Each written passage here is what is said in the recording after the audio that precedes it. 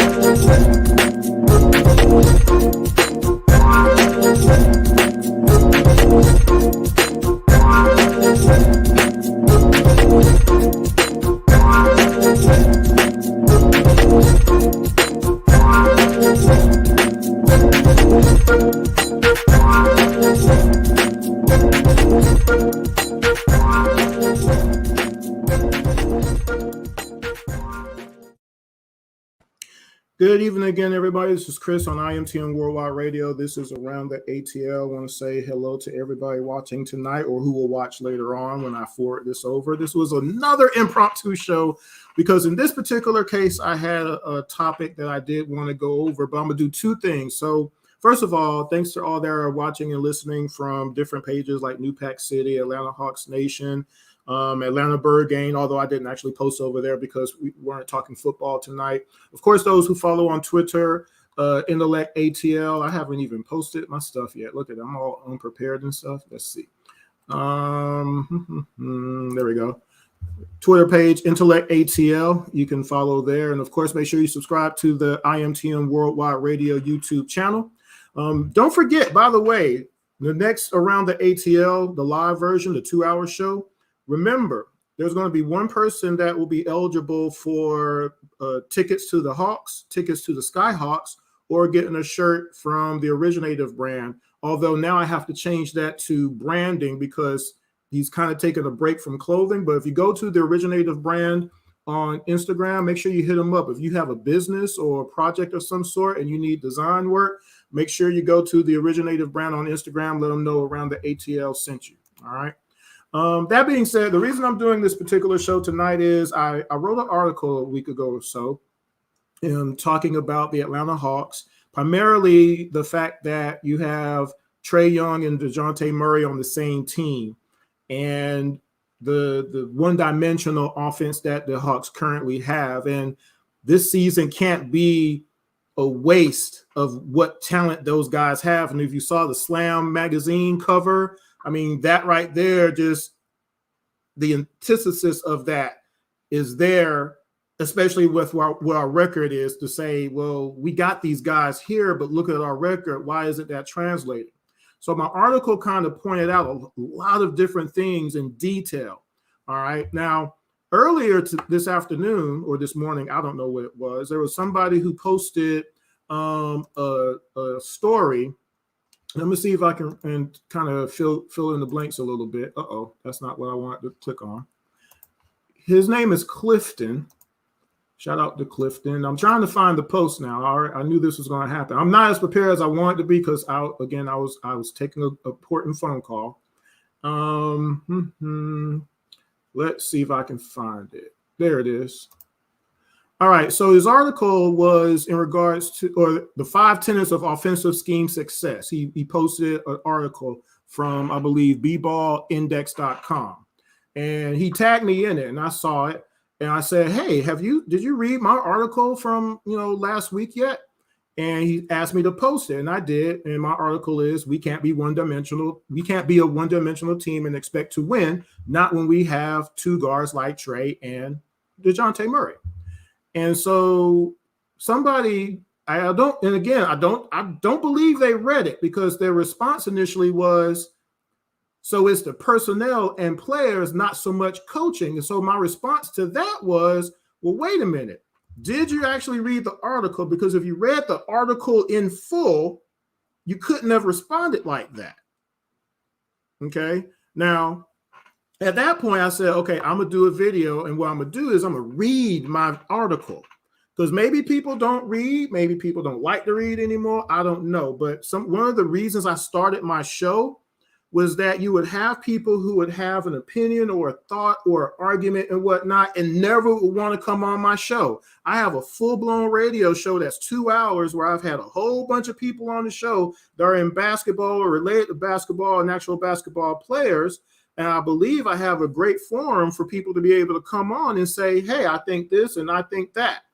But whenever I ask people to come on, they never call. They never come into the chat room, which the chat room is open, by the way. This is not the radio show. This is on the YouTube channel and or Facebook Live. I believe it's on there. So you can comment, and I will answer your questions or whatnot.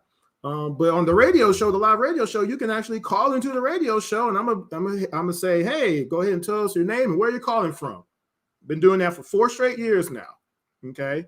We've had all kind of great people call in. One time we had a guest call in that I didn't know was calling in. That was the father of Taurean Prince, former Atlanta Hawks basketball player, which is why it's not listed on that particular show that he was as a guest, because I didn't know he was calling in. He was actually supposed to call in the show before, but whatever. But we've had Dominique Wilkins on the show, and Bob Rathman. Shout out to Bob, getting better. And Steve Holman, the voice of the Hawks, and John Collins, and just all kind of different people. Rashad Phillips, shout out to Rashad Phillips. He studies basketball, all the college players as they're about to come into the draft. He's a draft expert. We've had him on the show. We had great conversation. All these shows are listed and posted on Spotify, iHeartRadio, Apple Podcasts, Spreaker, Blog Talk Radio, Google Podcasts, Alexa. You can call it on Alexa. I feel that people can come on to our show, myself and my co-host Jordan Jackson around the ATL, and have a great discussion. And we've had a lot of great discussions, but never the people who always, I don't know, I don't want to say come at me or whatever, but it's like that sometimes. I'm like, well, why don't you just come on to the show? Call in, let's talk, let's chop it up. Because see, I can't do that. See, I used to be able to have conversations online, but I can't anymore lately because of my work. Okay. And that's why I haven't really had a lot of live shows around the ATL. That's the long drawn out version of that explanation right there. Sorry, but I need to say it so everybody can hear it. Okay. So that's the other reason why I do it around the ATL side notes, because side notes is basically the segue to the next live show. So that way we have something on the air periodically, because both of our schedules, my co-hosts, are really ragged right now. Like just today, my corporate position was really crazy today. I wasn't actually going to do this, but all right. So that was the post. And so I said, I'm going to read my article. Now, the other thing I'm going to do is I'm going to talk about the Chicago Bulls game from Sunday night, December 11th. I wrote a post specifically about after the game, because I didn't get to see the second half of that game because I was actually playing basketball that night. I came out of retirement finally. I'll talk about that later as well. So let's go ahead and get started. By the way, let's make sure that I'm not missing any comments. Nobody has said anything. Let's say I'll do this. Hey, y'all. Shout out to those who have been watching and popping in and out. I know I have a friend in Florida who, oh my goodness, who is watching right now. So shout out to Vanessa. She just said the tomahawk for the Braves looks like, okay, no, I can't say what she just said. What? Okay, I gotta get off my phone. So here's what I'm gonna do. So those who are going to watch this after the fact, because again, this was not a scheduled show. I only posted in a couple of forums. I posted on my Twitter. If I take a break of well, I can't even take a break tonight, I guess. I got to go all the way through. But I'm going to read the article. I'm going to pop in and out as I do that. Let's see if I can do it dual shot, I guess, or whatnot. But here's one of the reasons I did this article. Okay, now some of you who have watched the show and have watched some of the previous videos, you know I've talked about the players, and I've talked about coaching staff. I've talked about the organization as a whole. The whole gist of this is I want to see the Hawks win a championship. And if you read the article and you saw the article, you saw the Atlanta Hawks 1958 championship ring at the very top of the article. Okay. In fact, what I'll do is I'll post the article in the video. I don't know why I didn't think about that before. So that way, whoever watches this after the fact can read it for themselves eventually. Okay. Just so you can see it. Here is the article I'm talking about. There you go. So now over there in the chat room, you can read the article for yourself. But I want to see the Hawks win a championship in my time. I wasn't around in the 50s. Okay. I'm not that old, unfortunately, right? So, because then I'd be hyped. Hey, we have a championship. But for us in this era, we don't have a championship, right? And we've only been close twice, really, right? The 60-win season, Al Horford team, and then just 2 years ago with Trey, right? And at this point, it's a matter of I feel we have a team that can do it. We can compete in this Eastern Conference. We could be the beast of the East, especially after getting Murray here. That really should be the turn of the tide. And again, we saw a hint of it this summer, but then nothing since. So I'm gonna read my article, and like I said, I'm gonna try to pay attention, make sure I don't have any comments or anything like that. But feel free. I'll probably will interject a couple of times, so I'll move away from the article and kind of give some explanation in regards to certain thoughts. But just listen to what I'm talking about. Listen to what I have to say, and this will be the visual of the article itself. Okay. And then after that, I'm going to talk about the post that I did after the Chicago Bulls game. That was a tremendous win for the team. But then I was like, but we need wins like this on a constant basis. Otherwise, this game is just that one game. Now, we didn't know that the next night our whole team was going to be out. And that's what ended up happening. You know, Trey was out. Clint was out. Whole team was gone, pretty much. You only had a few stragglers left, basically. And it didn't go too well, right? But I'm not going to talk about that Memphis game. So let's go ahead and start reading this article. So the article title is, "We Can't Be a One-Dimensional Team and Expect to Win, Not When We Have Two Guards Like Trey and Murray." Okay? So I want to see the Hawks win an NBA championship. Don't you? That has to be the goal of everybody in the organization. We officially have one. 1958 St. Louis Hawks. Obviously, we're not in St. Louis anymore, right? I believe this team can be the team to do it if they play as a team. It's wide open in the NBA. This team should be better than last year's and even the year before that. We are supposed to have our own big three. We saw the possibilities earlier this summer. We have not seen it translate on the court yet. Okay? I believe in the players on this team. However, that doesn't mean that I'm not critical of players. There is a difference between criticism and hate. Okay? I do not hate any players. I want to see players play at their best regularly. And if they don't, I'll speak on it. Always have, always will. Team could go 0-82. Now, this is something I've been saying for like 30 years. Team could go 0-82. But if they play as hard as they can and to their best of their abilities and still get beat, so be it. I'm good with that. I can handle that. That being said, I want to comment on post-game comments of Murray the other night. Now, when I said that, that was a few weeks ago where the incident with Coach and Trey trying to do his, rehab on his shoulder or whatnot. And basically Nate said, well, if you're going to have to be here and do this and do that, or you're not going to start, you're not going to play, but you got to be at practice and all this kind of stuff. Okay. And some of the comments that Murray said, a lot of people put into it that, okay, well, Trey is being selfish or whatnot. And at that point, I was like, well, wait a minute. If that is what people are grasping from that, and that's the iteration, I'm like, well, that can't be, well, that's kind of one-sided. And the reason I said that was, well, hold on, wait a minute. What about all these other games that I've seen where it wasn't just Trey, if we want to use the word selfish, also Murray. And here's how I can tell you that, okay? So this is why I said, you have fans saying Murray was calling out Trey when it comes to playing as a team.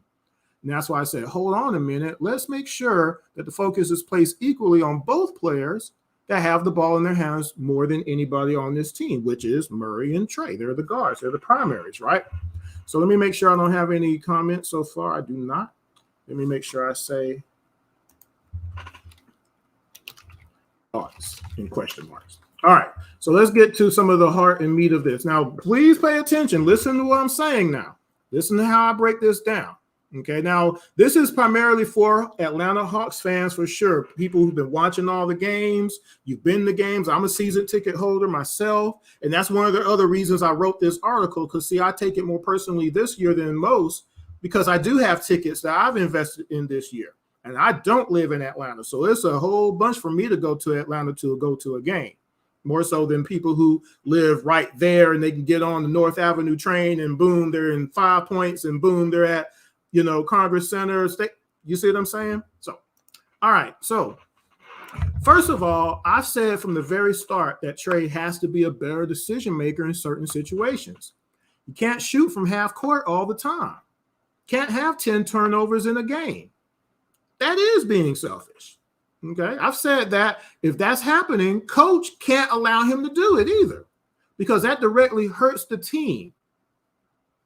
However, when I hear people say Trey doesn't do things because he doesn't trust his teammates, well, I feel that's incorrect.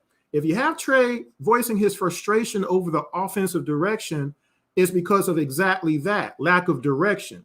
He isn't able to distribute as much as he would like to because of what the offense is currently.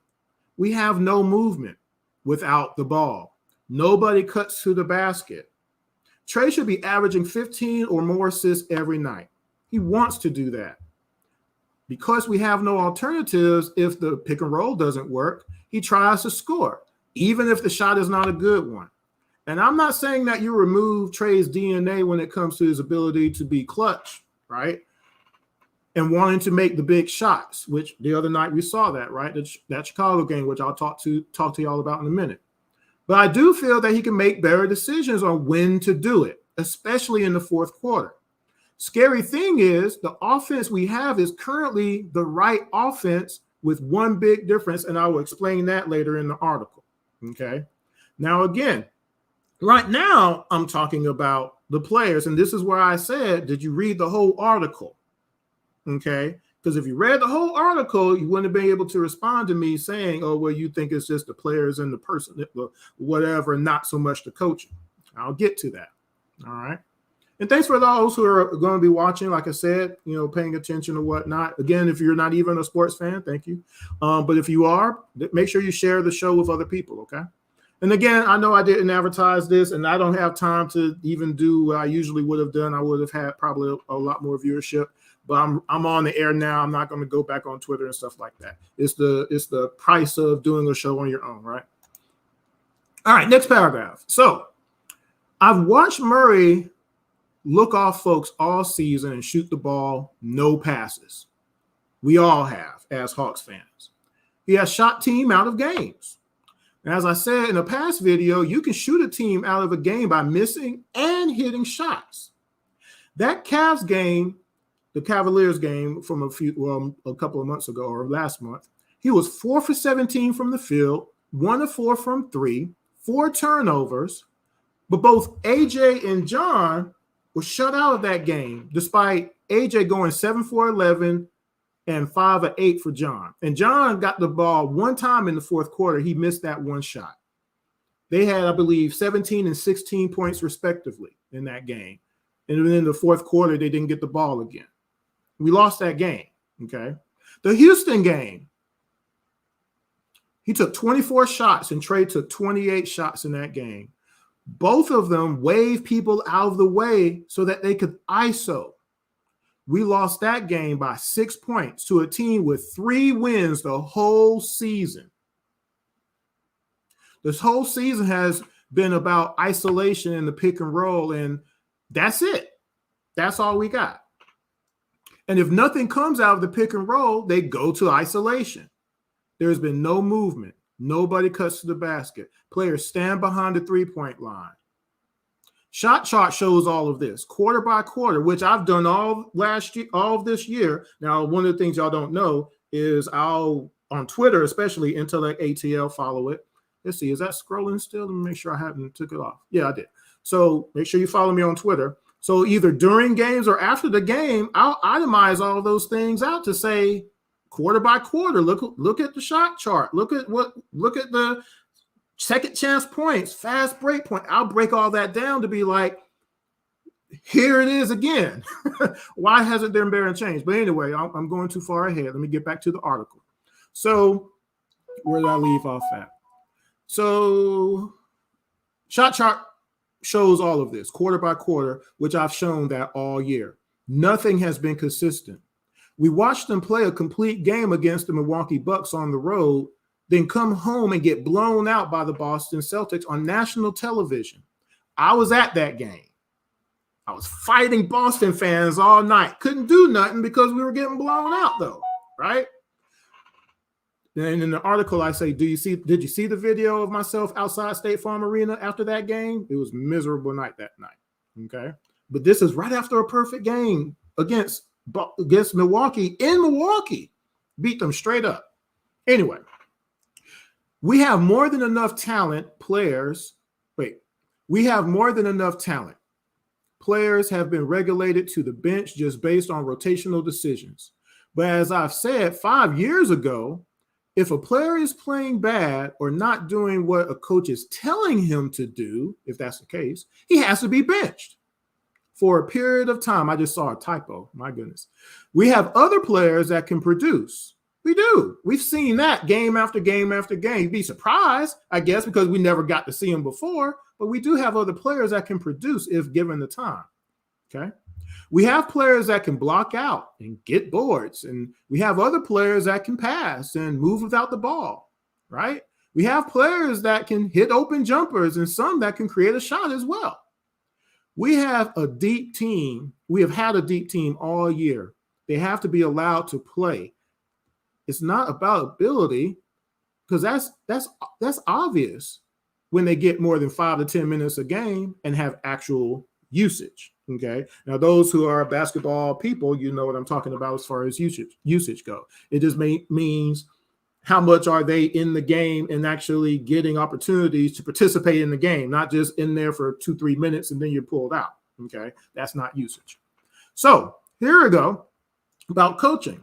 Coach controls everything.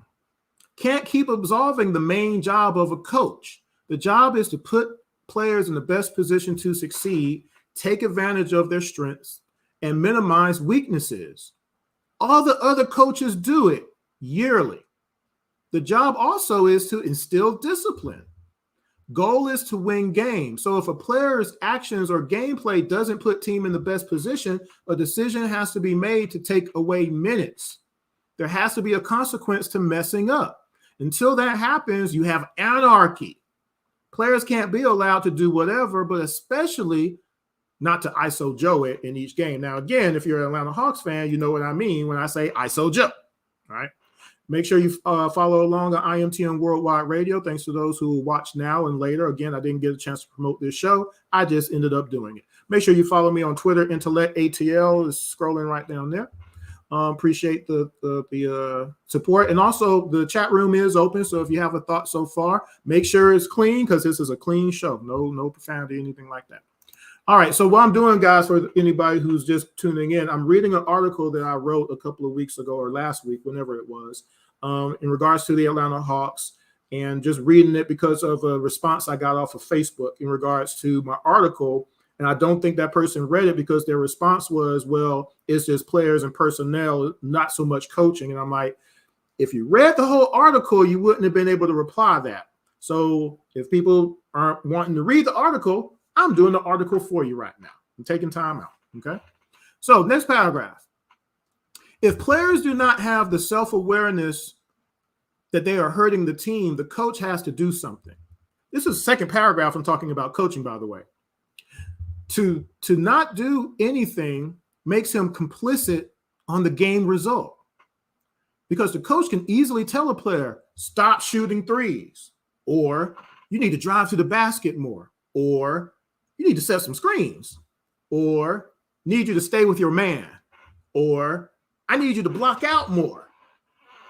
And if it doesn't immediately happen, that player has to be benched. Playing time is the only thing a player has that they can't control. Only the head coach can put you in the game or take you out. Right? Next paragraph. No team is perfect, but when you have a plan to have the team play as a team, imperfections can be masked. We haven't only played pick and roll for 5 seasons. That's not true. So somebody said that the other day online. That's what we've been doing for 5 years. That's not true. We had more motion the first 3 years as Trey has been here in his career. And also John was the primary role guy. And with John can also pick and pop. He can do more than just pick and roll and finish at the basket. And he's one of the best finishers in the league. Okay. I'm segueing from an article right here. And also he finishes at a rate higher than anybody else on the team and one of the best finishers in the NBA. I'm back on the article now. By the way, in parentheses, I have John shoots 78% from 0 to 5 feet from the basket. Clint Capella shoots 59%. And we saw a little bit more of that the other night when he was missing those point blank shots at the goal. Missed 4 point blank shots at that in the next game. Excuse me, that next game, which we should have won. That's 8 points we were missing. How many points did we lose by? 4. Even if he hits 3 or 4 of those shots, we win by 2, right? By the way, Big O shoots 71% from 0 to 5 feet out. Yet John has been regulated to shoot threes all season, posted up in the corner, coming down the court every time. Okay. And I'll talk more about John a little bit later. When you go to games and see this in person, it hurts because you know the team is better. When you know what happened last year, this year was supposed to be different. Now, segue from the article as I go back to the chat room, make sure nobody commenting. Last year, the Atlanta Hawks lost 39 games. We had to play 2 play-in games to get into the playoffs because we were in 9th place. If it wasn't for the new format, the Atlanta Hawks would not have made the playoffs last year. We made the playoffs, and we had an ugly exit by the Miami Heat, which I feel, and if you watch the video that I did in regards to Kevin Huerter, if we had gotten Kayvon instead of Kevin Huerter to go along with what DeAndre Hunter was doing, we beat Miami Heat last year, I believe, in the first round. Now, what we did in the second round, I don't know, but maybe John would have felt even a little bit better. Because remember, John played hurt in that playoff series. He wasn't even really supposed to be playing. We know that after the fact, but he wanted to go down with his team. He was hurt. He came back early. They locked down Trey. We had to try to do something else, and we couldn't do it. Kevin Huerter scored 12, 4, 13, 9, and 8 points in that 5-game series as the starting shooting guard, getting all the minutes as shooting guard. As a shooting guard, needed help. We needed him to be the guy that got 27 points in Game 7 against the Philadelphia 76ers 2 years ago. After he's gotten his big contract, which I didn't have no problem with. I said all this in the video. Go watch it. It's on the YouTube channel. Okay, IMTM Worldwide Radio. But anyway, we should have beat Miami last year. All right. So to continue on that paragraph, let's see, where did I leave off? Okay. Oh, I'll repeat the sentence. When you go to games and see this in person, it hurts because you know the team is better. When you know what happened last year, this year was supposed to be different. All the issues were supposed to be fixed. We don't have a plan on offense, and we still play no defense on a regular basis. We still don't do the basics of defense. If we did, we win the Houston game despite two players having all the shots. Now, going just in real world, you can't play 2-on-15 and think you're going to win a game when the other team has a lot of players scoring points. Okay? Because even if you have two players scoring 50 points apiece, that's still just 100 points, and the league average is over 100. That usually is not going to work unless we play defense. And if you recall that Houston game, we lost by 6 points. Yeah, two players score 40 points apiece, and we lost that game somehow. Go back and watch it if you got to. Okay. Now, we would have blocked out if we knew the basics of defense. Got back on defense. We wouldn't have overhelped to the tune of having all the second chance points and rebounds and points in the paint that we gave up. Go back and look at that game. I itemized all that out earlier, but go look at that game. It was pretty brutal. All right. Now, and actually, I'll refer to the video now. I produced an episode of Around the ATL on Kevin Huerter per the uproar made about his start of the season to show what he actually did last year. Because if the contention was, well, Kevin is so great and it was such a mistake to get rid of him and everything, well, why wasn't he doing this last year then? Because he wasn't. You know, he averaged 12 points a game last year. How many of you actually know that, right? 12 points or less many times. And he had some good games every now and again, but the majority of the season, he was averaging 12 points a game or less. So if you go back and go watch the video on IMTM Worldwide Radio on YouTube, there's a video that talks about why Kevin Huerter, why now that you're talking about him. And what I am going back to the article now, on Kevin per the uproar made over the start of his season to show what he did in 34 games. I did the first 20 of last year plus 14 games we lost by 13 points or less. And I didn't just have Kevin in that. I also added John's production and also Trey's production in those games just to show you usage. And I also added some other players in that too. So go watch that video. So I'm going back to the article now. I include the first 20 games and show the games he did well. But the majority of the games he didn't, and we really needed him to as a shooting guard. Trey needed help from both shooting guard and small forward last year. I also included John's games and also Trey's games to show John's usage, his good games and bad, and Trey's to show what happened when players didn't help and when they did. I also showed the final score to show if we had just played defense, we win those games anyway. And in the article, I actually have the link of the video. Actually, I guess I could copy that real quick. Let's see if that works. If y'all want to watch it. Let's see. Yep, here we go. So I'll go ahead and post that so y'all can watch that as well. So video I just mentioned.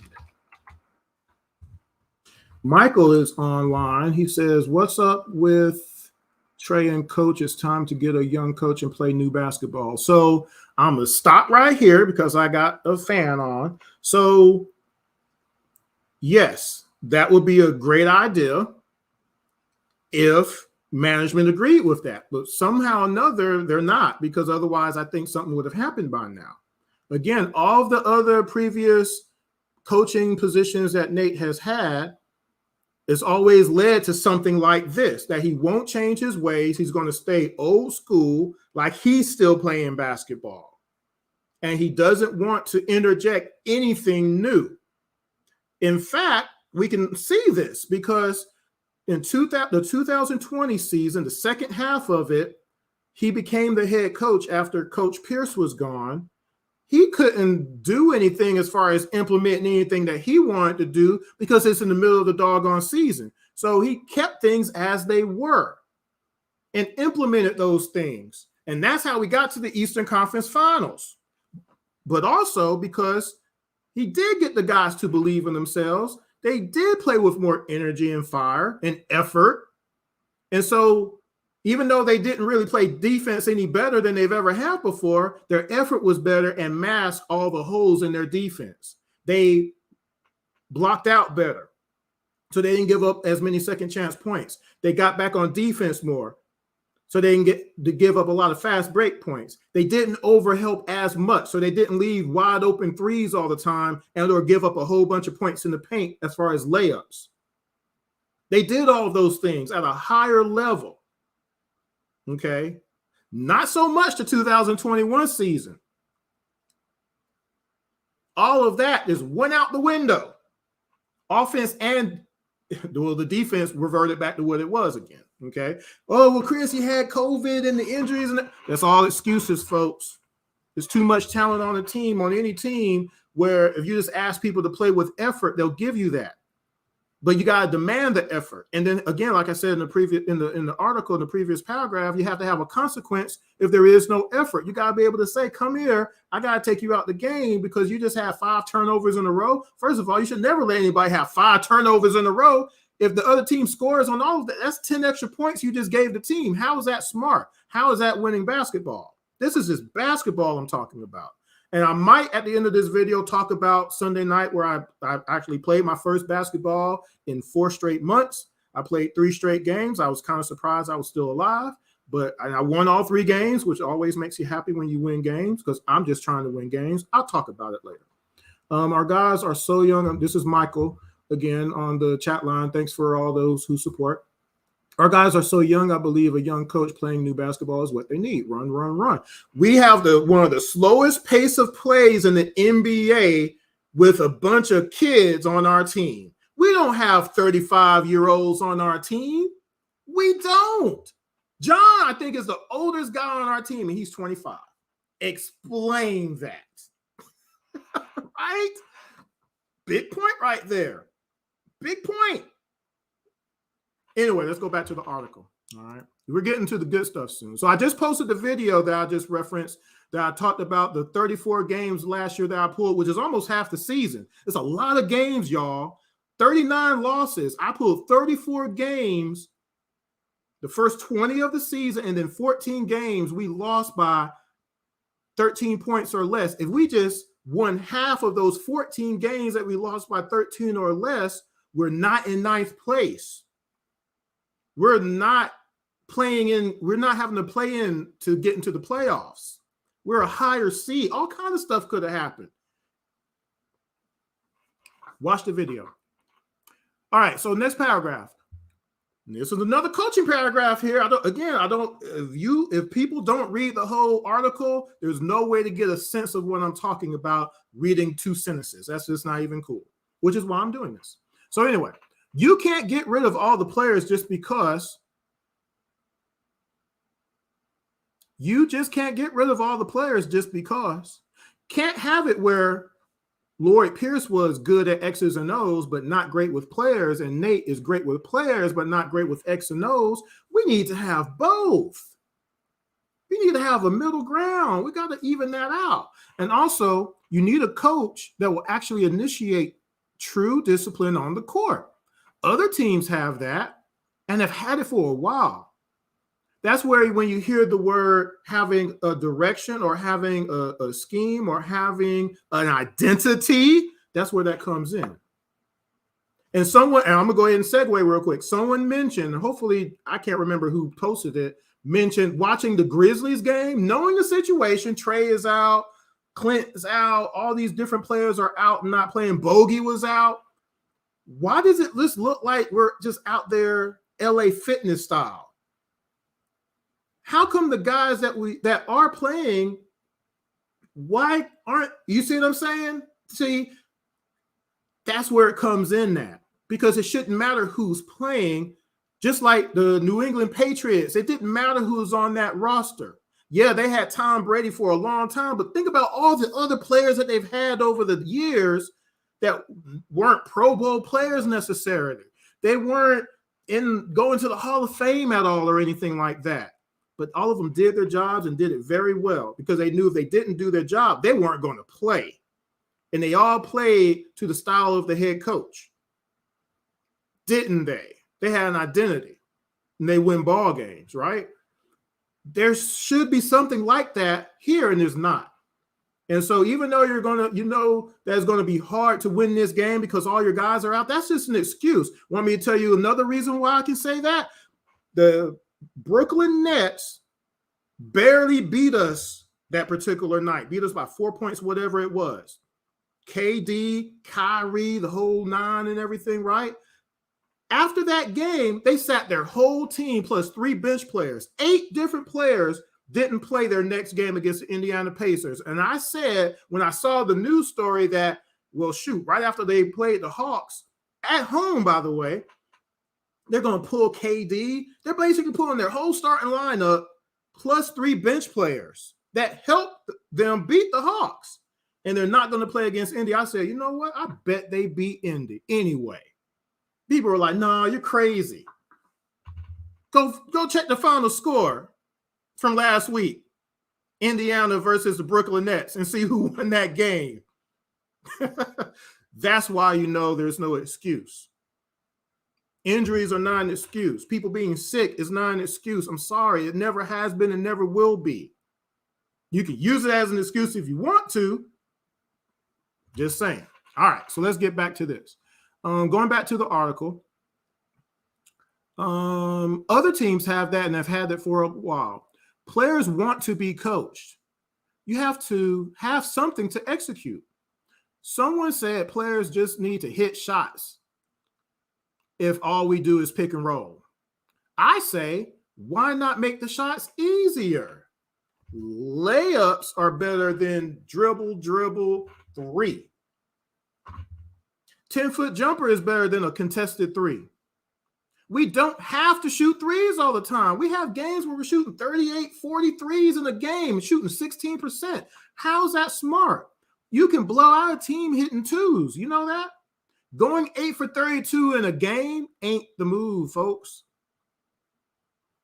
I'm paraphrasing my article right now. We don't have a defense that can hold up shooting all those threes like that. And even if we did, it still wouldn't be right. Okay. Let me go back to the YouTube channel, check any other messages. Hawks offense, pick and roll or die. I mean, again, and the thing of it is, there ain't nothing wrong with the pick and roll if you can adjust to the other team adjusting to it. And that's where having the elements of certain players sometimes comes into play. Because what if you have a real long team like the Toronto Raptors? Their arm lengths are like mine. I think I'm almost 7 feet wingspan myself, okay? That means if that person is picked and that person is rolling, I know it's coming. I'm going to just jump up ahead of you and just tap the ball away. But what if that person on the roll could actually just stop where he was at and just shoot it, aka pick and pop? But see, our particular center in Clint can't do that. And the other thing is you always have to finish. And there's a lot of times where, unfortunately, Clint don't finish baby shots. Bunnies, we call them, right? Y'all see it. I mean, you can't say nothing about it. You can't say it ain't true because you see it all the time. Again, that next game, he missed 4 of them, point blank. Commentators, Dominique Wilkins is right there. I'm like, oh, man, Clint, you got to hit that. He don't hit those well, though. If it ain't a dunk, and if it ain't one of his patented baby hooks, he has a decent hook. It ain't proficient, but it's pretty good. He's not hitting that shot necessarily. He's just not. And he can't hit anything outside of 5 feet. He can't hit a 10-foot jumper. He can't hit a 10-foot jumper. He can't. He's never shooting. That ain't his game, quote unquote. Nobody tells Clint to go practice jumpers, though, or threes. Clint has shot 1 3 all season, I believe. 1. I don't have no problem with that. That's not what you do. But when you only got that one thing, you got to be doggone near proficient. You got to hit all your shots when you're under there, right? But that's all we got, though. So we don't have an alternative. And this goes back into John Collins being a guy where he can do all of those things. John Collins shoots 55% for his career. I'm segueing. I'm going to mention it in the article, I believe. He shoots 55% for his career all over the court. He's currently 36% from three, career. That's better than anybody on the team, including Trae Young, Murray, everybody, Hunter, everybody, except for Bogey, who's 38%. So he's only 2 percentage points higher career three-pointer than John Collins. That's Bogey, one of our best shooters on the team as a guard, right? John can hit all the shots, though, but we don't use John at all. We just put him at the three, and he happens to have the worst shooting slump of all time from three. But why do we have him shooting those shots when he could just be hitting all the 10-foot shots or the 15-foot shots? He's proficient in that. And he's our best scorer under the basket from 0 to 5 feet. He shoots 78%. There's not too many people in basketball that's over John Collins in that particular category. Go look it up. Who has the shots? John gets 3 shots a game from 0 to 5 feet. Did you know that? It would be wise to give him more shots. Let me go back to the article. All right. So where am I leaving out at? Players want to be coached. You have to have something to execute. Someone said players need to hit shots if all we do is to pick and roll. Oh, I've already read that. I'll say it again. I say, why not make the shots easier? Layups are better than dribble three, or a 10-foot jumper is better than a contested three. We don't have to shoot threes all the time. You can blow a team out hitting twos. Going 8 for 32 in a game from three ain't the move. We don't have a defense that can hold up on that. And even if we did, it's not right. Next paragraph. We should be running curls for Hunter and Murray. Murray is proficient at that mid-range. He's deadly from that mid-range. So is Hunter. We should be running high and low posts for players. Give and go off of rubs. John is a great passer, or he's a good enough passer to make it happen. John should be getting the ball 15 feet away from the basket or right at the basket when he has fought for position and won it.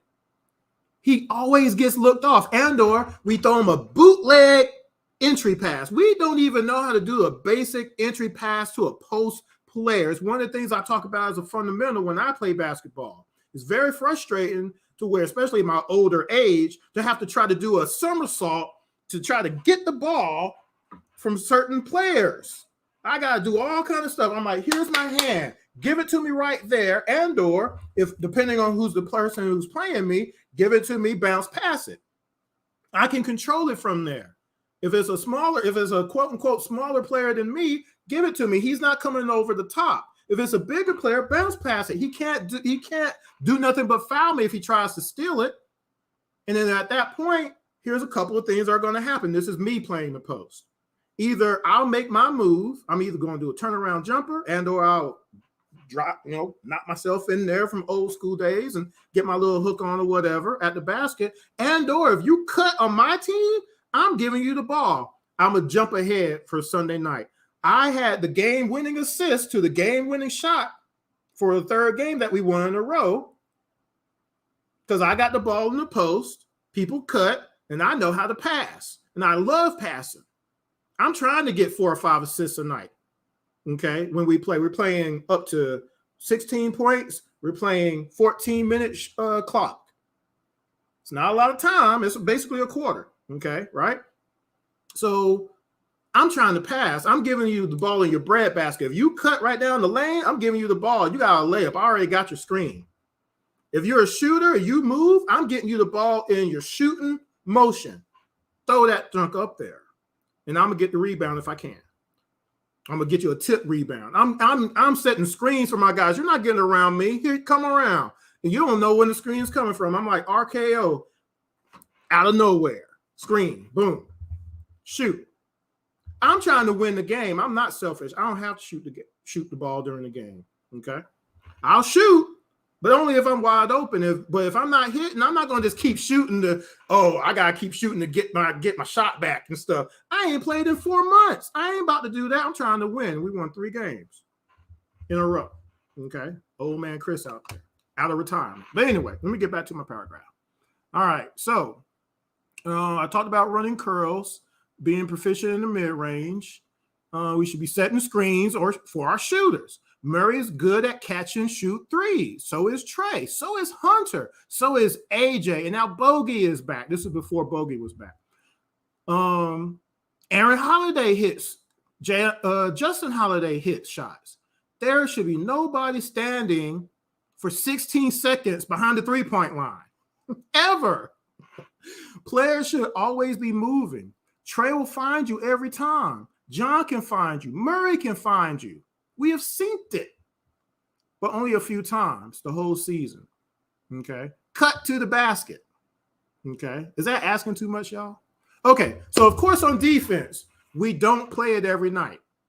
We give up 50 plus points in the paint each game. You can win some games like that if you're doing all the other things. Against Orlando, by the way, we rotated better. This is the second game against Orlando, I believe. We rotated better. We switched better. Didn't overhelp as much. But if we did, rotations made up for it. Blocking out is important. Find your man when the shot goes up. We have no discipline when it comes to that. Same with overhelping. You have players with their backs to their man. They have no idea who they are guarding. And you see three players on one guy sometimes. That's happened the last couple of games in a row. You got three guys basically paying attention to one player. That means there's two other players open every time. It's crazy. And we give up layup or wide open three. Getting back on defense, we give up just enough fast break points to let teams back in the games for no reason. Remember, we lost 3 games in a row that we had 16-point leads, mostly because of that. But even all of that can be negated by having an offense possession that results in a made shot or a good shot taken at least, but missed.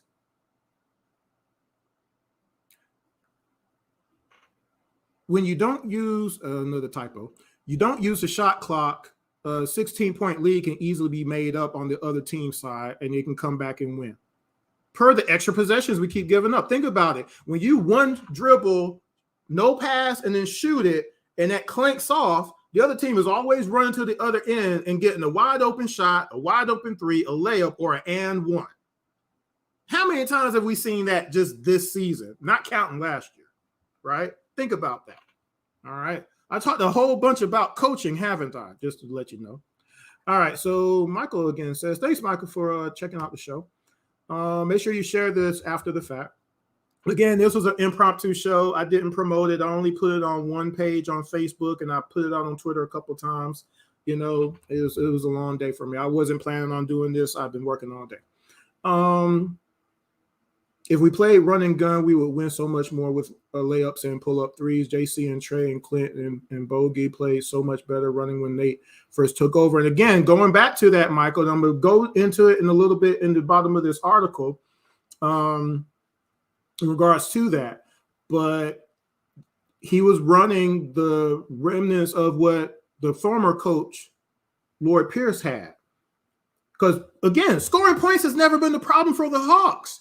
We've always – last year, the Atlanta Hawks scored 113 points a game. We gave up 112. This year, we're scoring 114 points a game. We're giving up 113. You can't win consistently like that. It's impossible. I'm sorry. It just is. The only way you can win giving up 113 points and 112 points a game and not play defense is that you got to score more points than that. You got to score 120 points a game, 130 points every game. Then you win all those games easily. We don't score that many points like that. Right? So something has to give. You get better proficiency at the offensive end, so you don't give up so much on the defensive side if you don't play defense. You don't give them so many more possessions to score on you. Or you just play better defense. Or a combination of the two. Let's get greedy. It's crazy. All right, let's get back to the article. All right, I'm at the midway point now.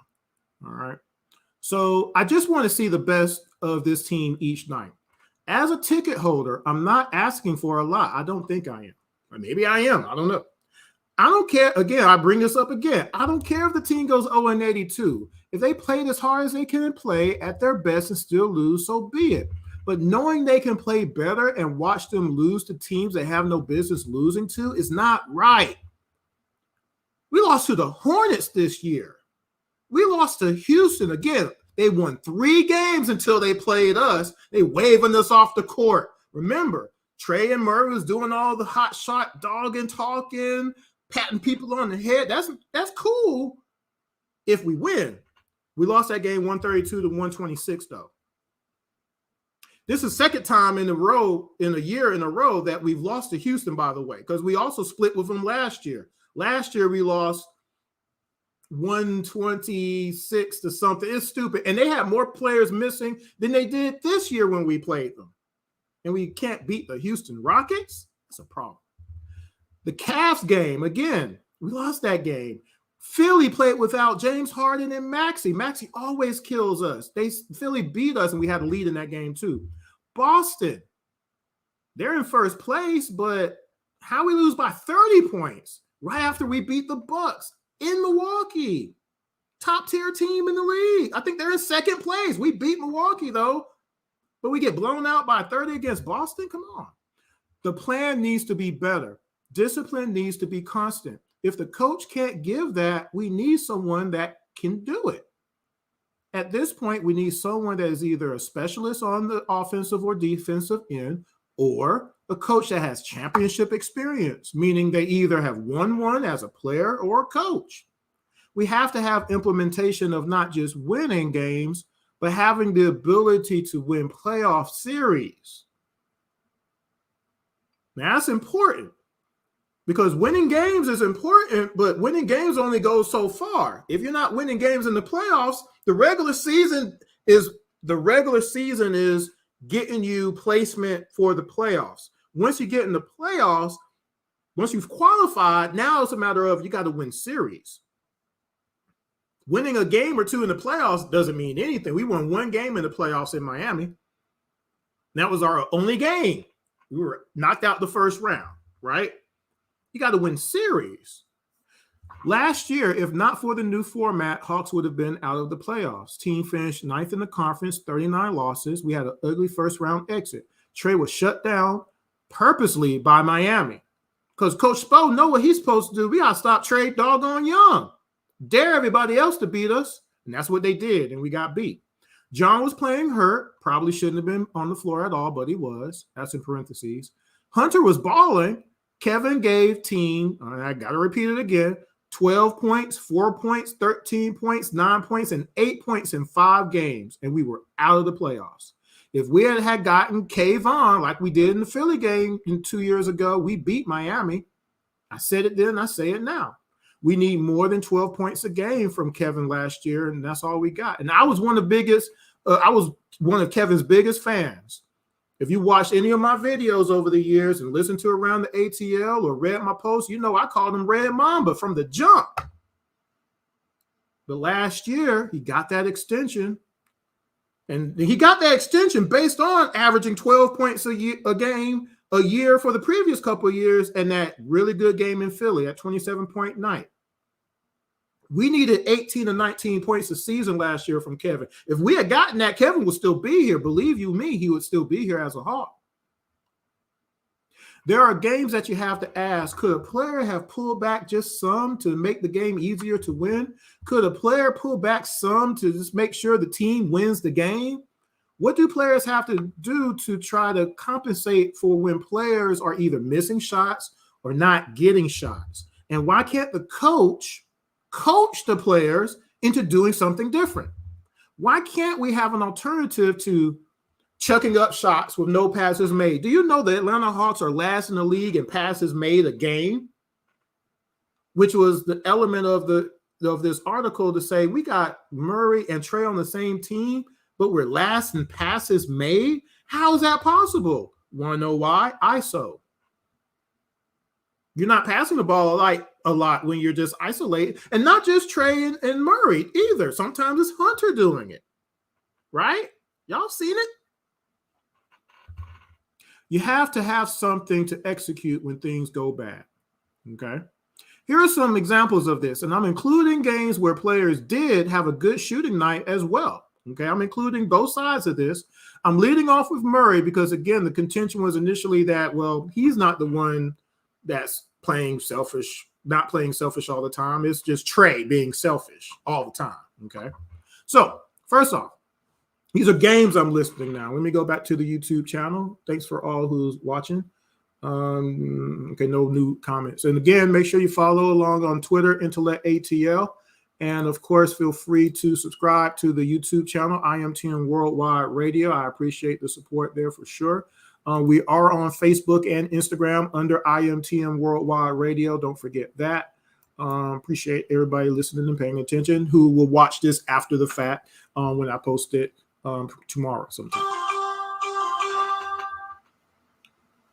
I was trying to see if that was Dansby Swanson getting traded or something. But anyway, this is a basketball show tonight, folks. All right, so first game, Murray had a game where he had gone 5 for 16 from the floor, 2 of 8 from 3, 2 assists. In that same game, Trey was 4 for 16 from the floor, 1 of 8 from 3, had 14 assists. John was 11 for 17 in that game.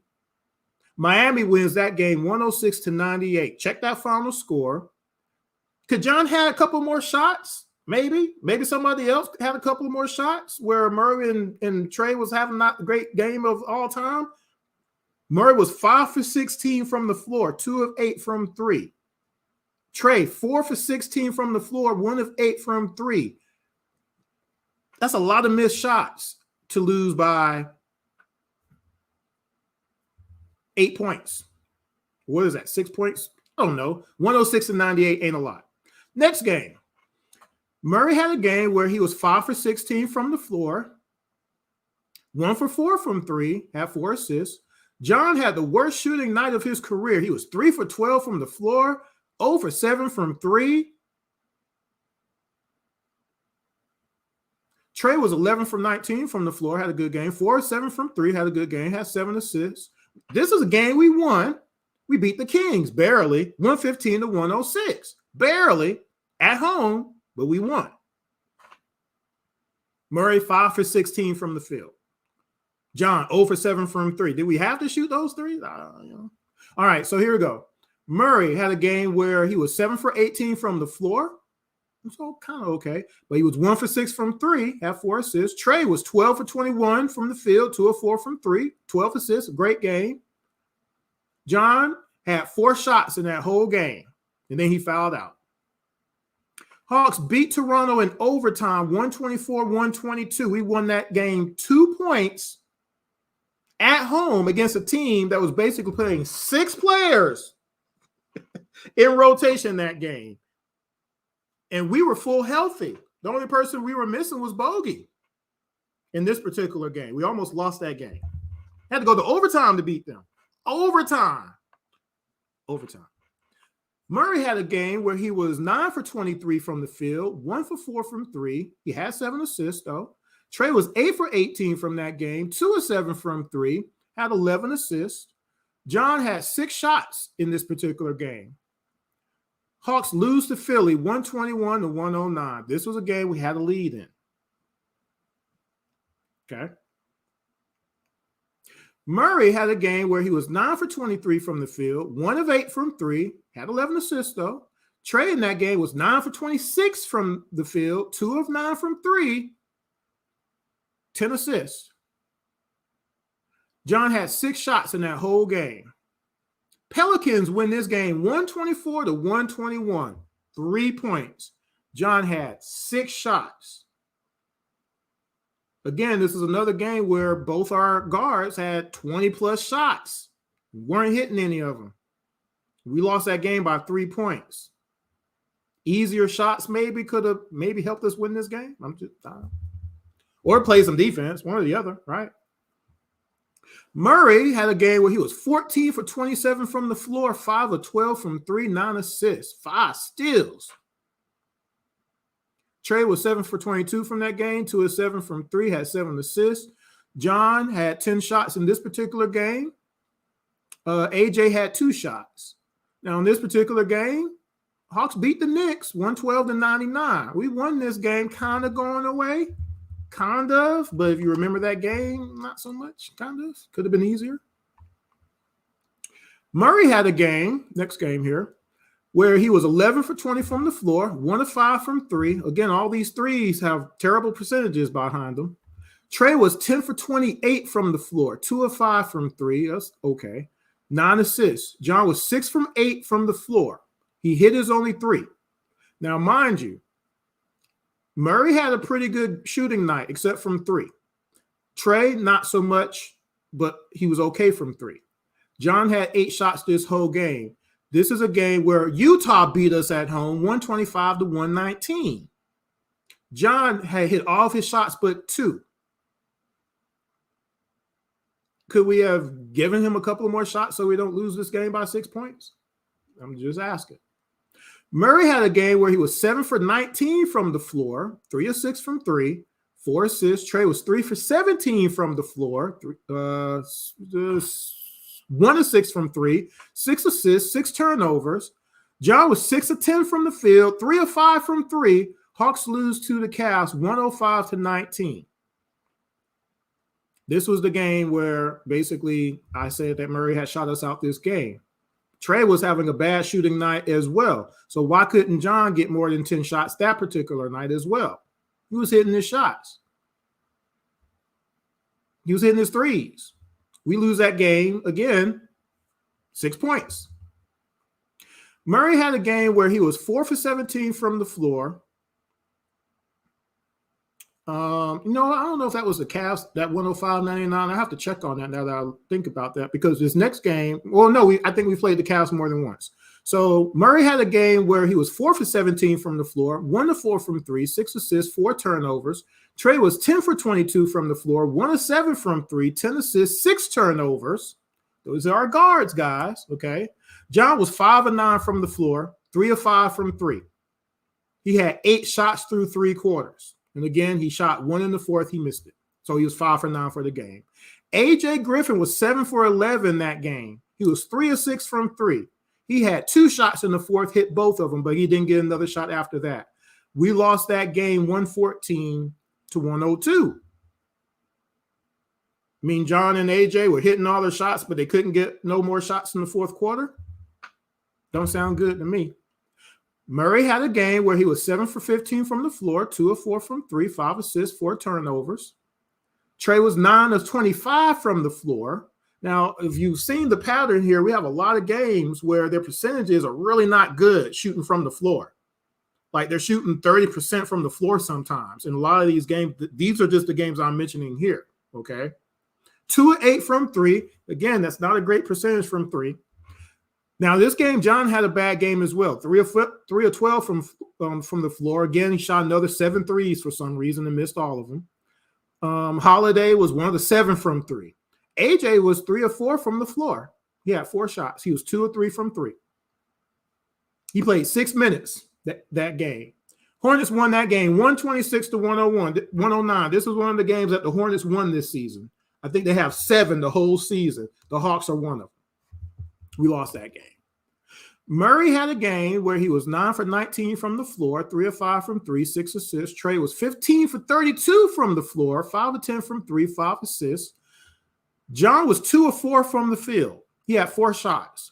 The Hawks lost this game to the Milwaukee Bucks 123 to 115. 19 shots from Murray, 32 shots from Trey. You don't think John could have got 10 shots in this game and we could have beat the Bucks? Don't that sound just kind of I'm just asking questions here. I'm just saying. Just saying. Okay. Michael says on the chat, bottom line, Coach Nate is trying to play a type of ball that requires major defense, and our players are more offense than defensive players. Nate needs to adjust the way he coaches the younger players. Look at our bench players who Nate never plays but have great talent. I've said that a couple of times over the last couple of weeks, a couple of posts, articles. I'll come to that too, but Michael is correct on that. All right, back to the article. So last game I'm going to talk about, and this is most recently. This is the OKC game on December 6th. That was about a week and a half ago now. John and Hunter were injured in this game. Bogey, this was his 2nd game back. Okay. Murray was 10 for 21 from the field, 3 of 5 from 3.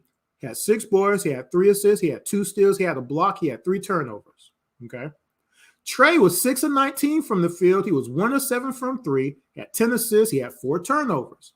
Now, remember, this is the game where he had missed the previous game with a sore shoulder. So I will say that might have had something to do with that particular shooting night a little bit, okay?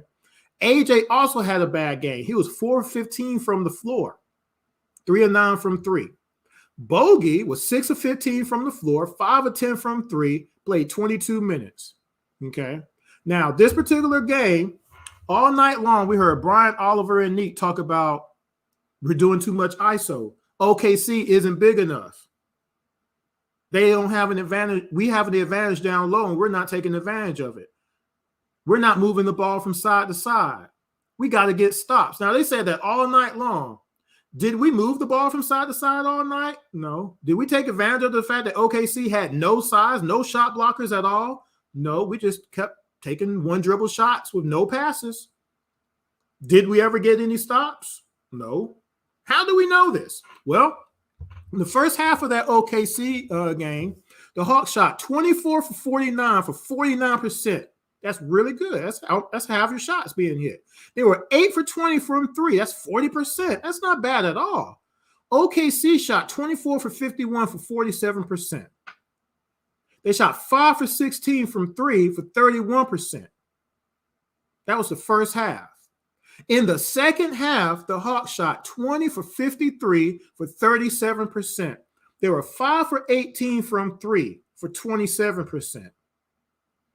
OKC shot 19 for 44 for 43% in the second half, and they were 7 for 18 from three for 38%. OKC had 58 points in the paint, 17 second chance points, 19 fast break points. The Hawks had 18 turnovers. The Hawks had a 14-point lead, and we lost this game by 7 points. Also, we never double-teamed Shy. He scored 35 points, mostly layups. So was it impossible to curb AJ's shots that night, maybe? You know, he was off. He was 1 for 5 in the fourth quarter alone. Jalen Johnson had 2 shots in the fourth quarter. Could Bogey's minutes been switched around a little bit to keep him available for the second half rather than keep him out the whole rest of the fourth quarter? Maybe. That would have been a coaching decision, though, right? Could there have been more concentration on making 4 or 5 passes to get the best shot rather than just going up with an immediate shot, allowing OKC to take the ball down the court and get a shot, usually an and one? And again, that happens a lot with us when we throw up bad three-pointers, which we did that particular night. Clint that particular night was 2 of 5 in the fourth. We couldn't go to him a little bit more? Nobody was going to block his shot, right? And he has been more aggressive in the post lately. He's been doing some moves, not a lot of them, but enough to say, you got to guard me a little bit down here.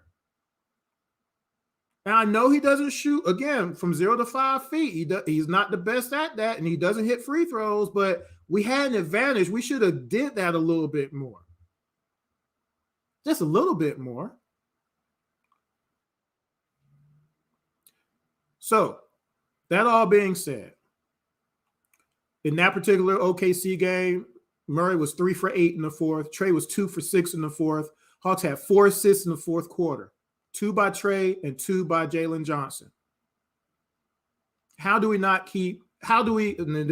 still going through the article. How do we keep getting beat like this? We can't beat good teams or bad teams or the middle of the road teams playing like that.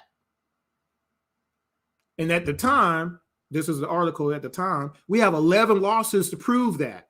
Now how many do we have, right? OKC was 10-13 and beat us at home. Okay. These games that I have broken down are 12 games where our 2 starting guards were taking the majority of the shot attempts. Our record in these games, 3-9. That's not winning basketball. And that's all I care about. Wins versus losses. What do y'all care about? A player showing up another player, trash talking, patting somebody on the head, talk about how you too low, too small, you too little, right? Trash talking is part of the game, yes, but you got to back that junk up with wins. And that's what we saw in that Houston game. If you do all of that, you got to win the game. And understand this, again, I don't mind the spirit of competition. I'm competitive as anybody. And I'm not saying that to tear down what's been built in any of the players, but there's a time and place for everything, right? I'm sure you agree with that. If we weren't 20 points down in these games, okay, I'll put it like this. We weren't 20 points down in these games that we were losing, where you can understand volume shooting to an extent by your two guards like that, because you're trying to come back. But we had leads in all of these games, y'all. We had leads in these games. Even the next game, we had a lead, okay?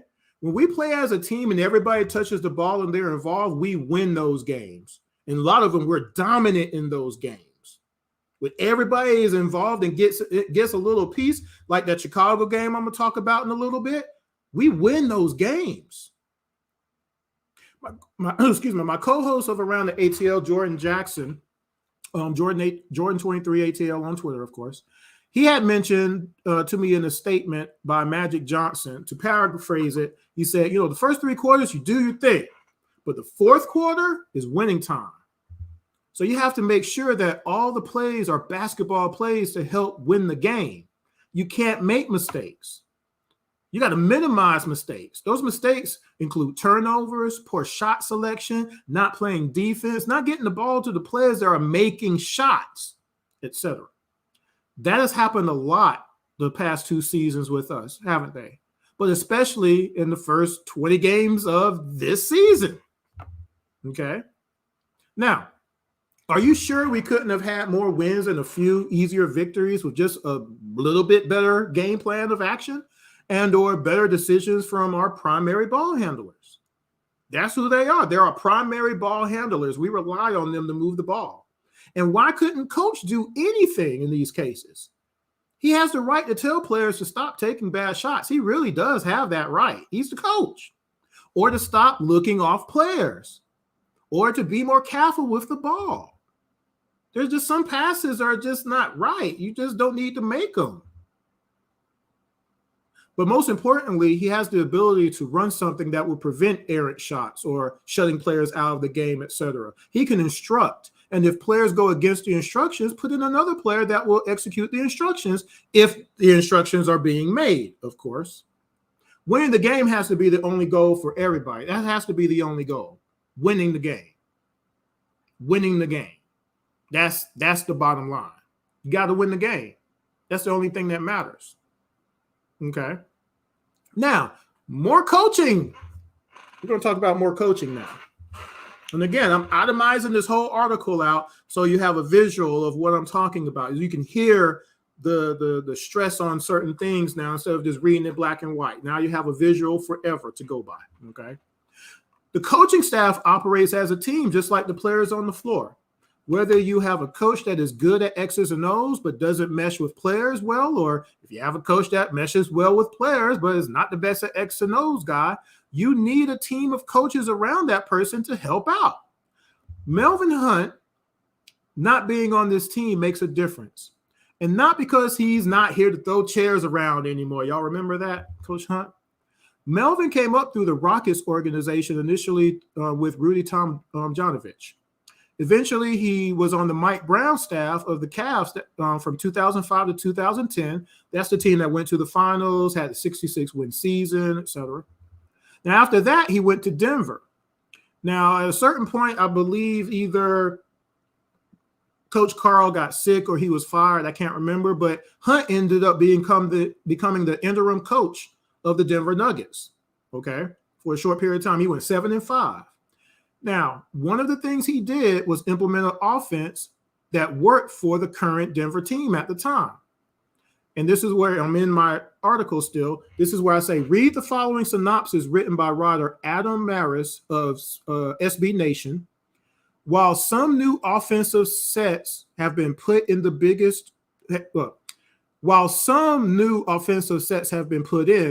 the biggest change has come from giving the players a green light to make plays and take shots at their discretion.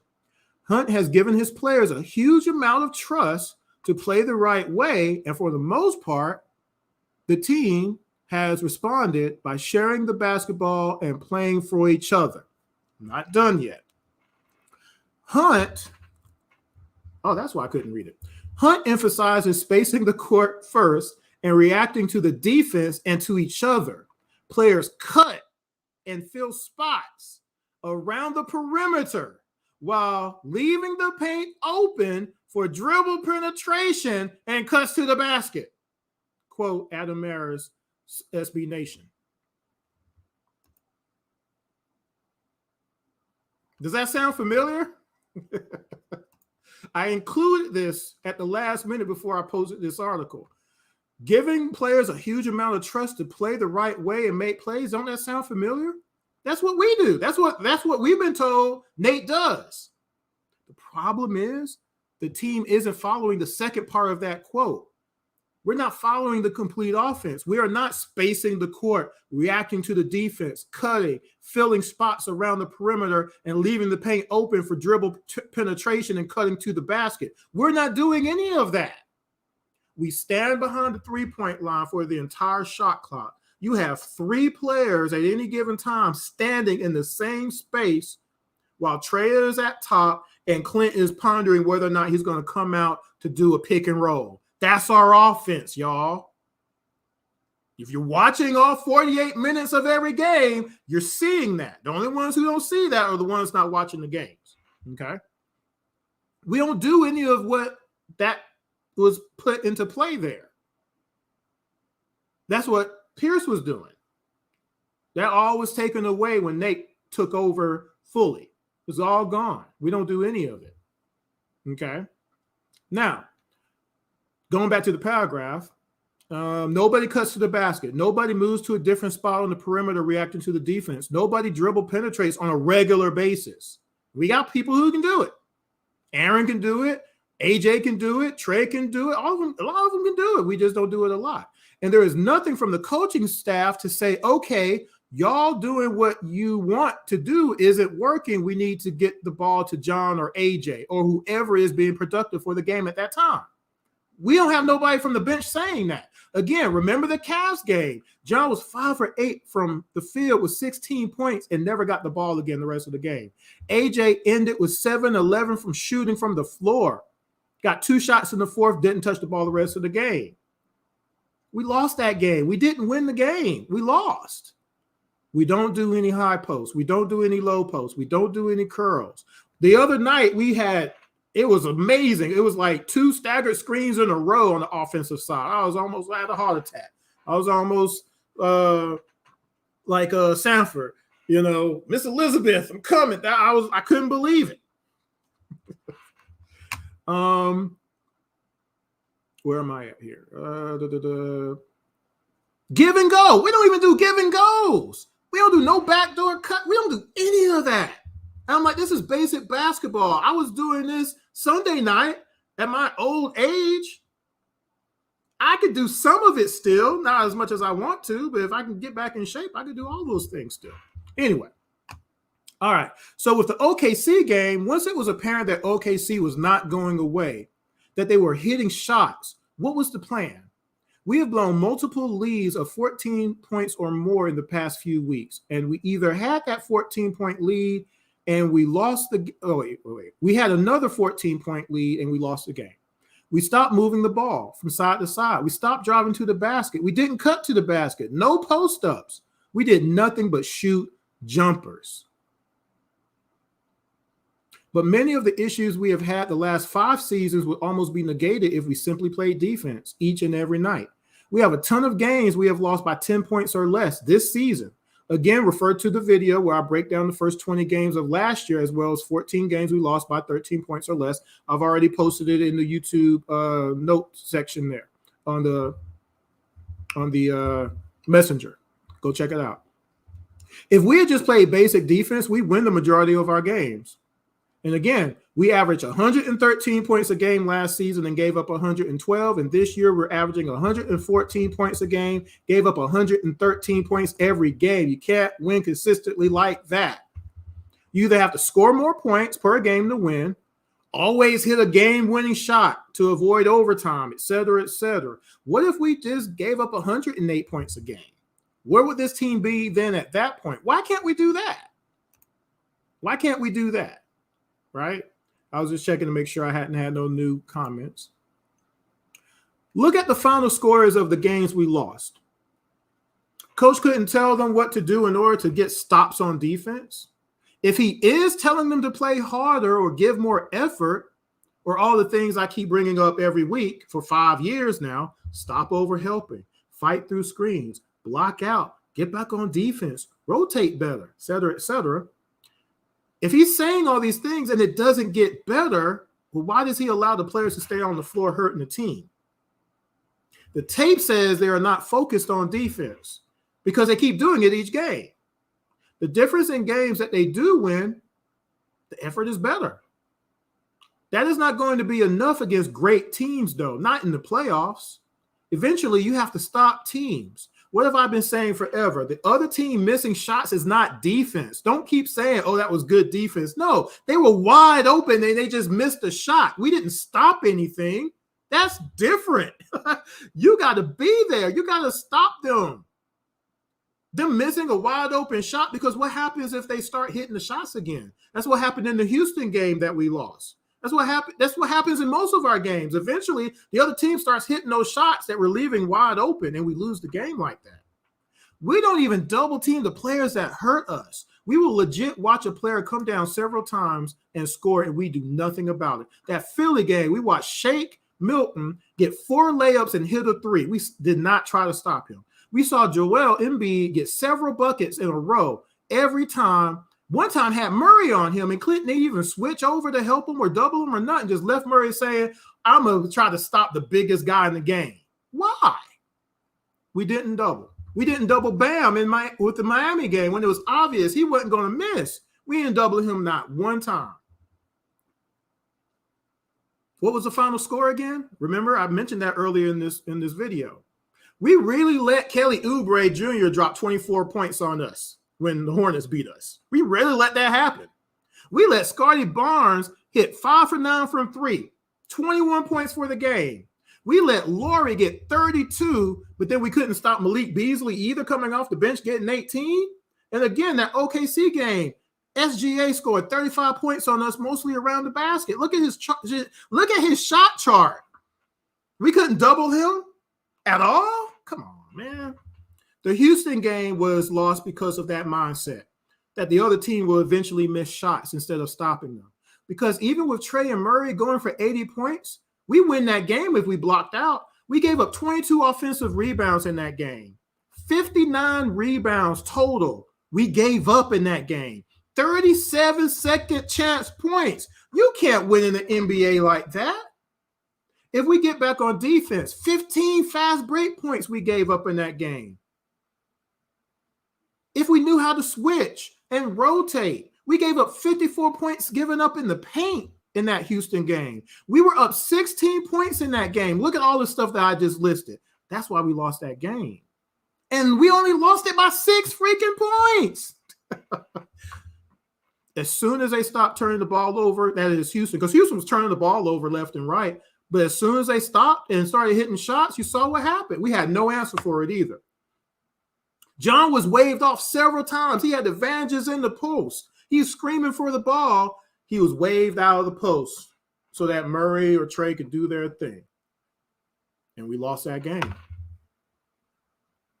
John has gotten less shots per game for 3 straight years now. His second year in the league with this Hawks team, his sophomore season, he went 19-9 for the season. His third year with the team, he was 21-10 for the season. For some reason, he started getting less usage after that. Last 3 seasons. He gets 9 shots or less a game now, y'all. He's a 55 career shooter from the field, better than anyone on this team that shoots anywhere on the floor, because, Clint don't shoot jumpers, like I said. Nothing wrong with that. He's 36% from 3 for his career, despite having his worst 3-point shooting season of his career, 21% this year. He still shoots 36% for his career from 3. That's better than anybody on the team. I mentioned this earlier. Trey, Murray, Hunter, everybody except Bogey. Bogey shoots 38%. But somehow not using John is the move. Don't give John the ball. All the other power forwards in the NBA gets 15 shots or more. Do y'all know that? They get the ball in their spots too, exactly where they need it, exactly where they want it, so they can do their work. But John is regulated to the three-point line. That's the only time he's going to get the ball passed to him. John wants to win, and he wants to win as an Atlanta Hawk. Y'all want to listen to the interview he did with us on Around the ATL a couple years ago? I'm going to post that in the page right now, too. Go check it out if y'all want. John Collins interview is very enlightening. This is right before his extension. Okay. Go listen to what he says about him being here as a Hawk and the things he's going to want to do with Trey and everything. Go listen to that. Hunter got his extension. I like Hunter. However, his defense has not been consistent like it used to be when he first started. He averaged 13 points a game last year. He needed more, though. If he played like he did in that Miami series for the entire season, we definitely finished higher in the East last year. We're not ninth place team if Hunter was giving us 20 points a game every year last year. That's not what we got. This year, he's still haphazardly giving us great games or not so good games. At the moment, he's about at 15 points a game, 4 rebounds a night. He still needs to be more consistent. We need more rebounds out of him. He's a big guy. He ain't small. He's not diminutive. Are we supposed to expect rephrase this. Are we not supposed to expect that for some reason from him? He's a number 4 pick in the draft, y'all. Clinton's having a good season. Rebounds are right there at the top of the league again, 12 a game. He gives us 11 points a game or so every night. His defense overall has helped our team for sure this year, but he still has those weaknesses against certain centers. You can't stop him sometimes. And then, he misses those chip shots. Again, that Nets game, that Brooklyn Nets game, he missed 8 point-blank shots at the basket. That's 8 points right there. We lost that game by this many points. But he's been playing with more aggression in the post these last few games. If he keeps that up, that will be a good thing, along with John. If he keeps doing that, that would be a good thing, him playing some post a little bit more. Okay? Our bench is better this year than it was last year, if they're used. Now, Michael in the comment section kind of mentioned that. Now, last year, Gallo averaged 11 points a game, but we know he didn't really play defense at all. Lou averaged 6 points a game. You know he didn't play no defense. Now, they're gone, right? Bogey last year gave us 15 points a game off the bench, and sometimes a whole lot more, as you saw the last couple of nights, right? And Bogey is pretty kind of okay on defense sometimes, when he's full healthy. Now, the holidays this year gives us defense and some on-the-ball defense, and they both can hit jumpers, standstill jumpers. JJ can get you boards, and he also loves distributing and getting shots to people, as you saw in the game-winning pass to AJ the other night in Chicago. I'll mention that in a little bit. Now, AJ, he gives you consistent energy. He gets steals. He gets 3 steals a night sometimes. And, of course, he has a shot. He can hit his shot, right? He can give you 15 a night. Big O, he hasn't had the greatest season this year, really. But he still finishes inside. He has added a jumper. He's been hitting it. He always has been able to hit his free throws. He does get you boards and he gets you some blocks. He just hasn't been consistent. Culver, he's been on the bench all year for some reason, but per injuries, he's been getting some time. He can board. He can score some. This, again, it just shows that we have players on our bench. And that way, if we have a starter that's not playing that great, we can put somebody else in. We're a deep team. We're deeper than what people think we are. They just need to be playing, okay? Management, of course, has everything to do with direction of the team, both coaching and players. Do you remember what we used to have? Now, at this point, I have people who I shall not name, but they're the former some of the former general managers of the Atlanta Hawks. You have to go read the article. I've already posted it up, so you can go check it out, but I don't even want to talk about them because it'll get my blood pressure up. So we are definitely at an advantage with Travis being here. Tristan Schlenk is still the move, but he does have the task of having to make a decision on how long to wait before making any kind of decision on direction. Now, remember, again, last year, Trey led the league in points and assists, and it was brushed off because of our 39 losses. 9th place finish and ugly elimination in the first round. Only one other player in NBA history has done what Trey did last year. Trey is averaging 25 and 9 for his career right now. No other Atlanta Hawk has done that. There's not a lot of NBA players that have done that. If Trey plays 15 total years, he will be in the top 5 all time in NBA history in both points and assists. Think about that for a second. A player that a lot of people didn't want, and nobody figured would even be in the league after the first 3 years because he's too small. Air quotes. He could be an all-time NBA leader in 2 major categories. Of course, Nick has a statue. Guess who definitely will have one? That'll be Trey. Okay. However, we need a championship. Okay. And this is the point. This team should not have, and this is back when I wrote this article, 11 losses. Of course, right now, the Atlanta Hawks, let's go ahead and just throw the record out real quick. I guess I got to do it, right? Let's see if I can do this real quick. I just want to make sure I'm correct. Standings. By the way, the Atlanta Hawks are actually leading our division. That's positive, I guess. We're 14-14. We have 14 losses now. So we had 3 more losses since I wrote this article. Okay. So I'll rephrase. This team should not have 14 losses. Okay. Teams shouldn't know what we're going to do each possession. Teams should never think that they can come back from a 20-point deficit against us. We have too much talent. Leadership matters.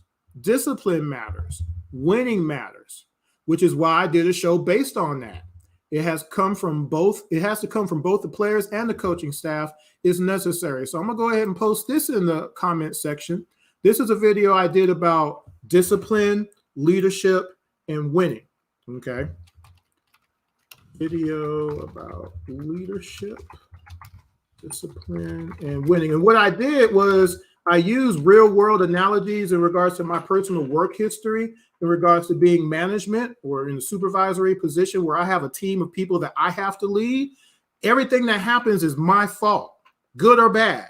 And if something goes wrong, I have to fix it. I got to be responsible for that team member doing whatever it is that's hurting the rest of the team, the rest of the squad. You see what I'm saying? It can't all just be put on the player. The person who's in charge of that player has to do something too, which is my whole point. The players just can't be out there on their own expected to try to fix stuff because they're not the coach. We don't have no player coaches. This is not back in the day, in the olden days where you have Wilt Chamberlain out there coaching a team and stuff like that. You have the general manager, you have the coaching staff, and you have the players. That's how you have it. The players need help sometimes to get right, to be instructed, to be directed, to be like, hey, let's dial it back a little bit right now because we're trying to hold on to this lead instead of just letting them do. That don't work. It don't work. We have 14 losses. This is not a good season, folks. It's not. I'm sorry. That's reality. No one can say this is a good season with a straight face. Okay? Now, back to the article. This team, the team made a decision to go with, initially, when Trey came on board, to go with a coach that didn't have head coaching experience initially. Then we went to a coach with experience, but without a resume of being great with a game plan. Also, the past resume with former teams doesn't give you much confidence anything can or will change. When I'm talking about past resumes, I'm talking about Portland Trail Blazers, I'm talking about Indy, I'm talking about Seattle. Look at their playoff history with Nate in charge. Okay, that's what I'm talking about there. I think you have to make a change in either one of 2 ways. One, we have to get assistant coaches that are specialists either on offense or defense with a proven track record of success, meaning that coach was part of a staff that saw their team advance to multiple conference finals or advance to the NBA championship, maybe have an NBA championship win as a coach or a player, something.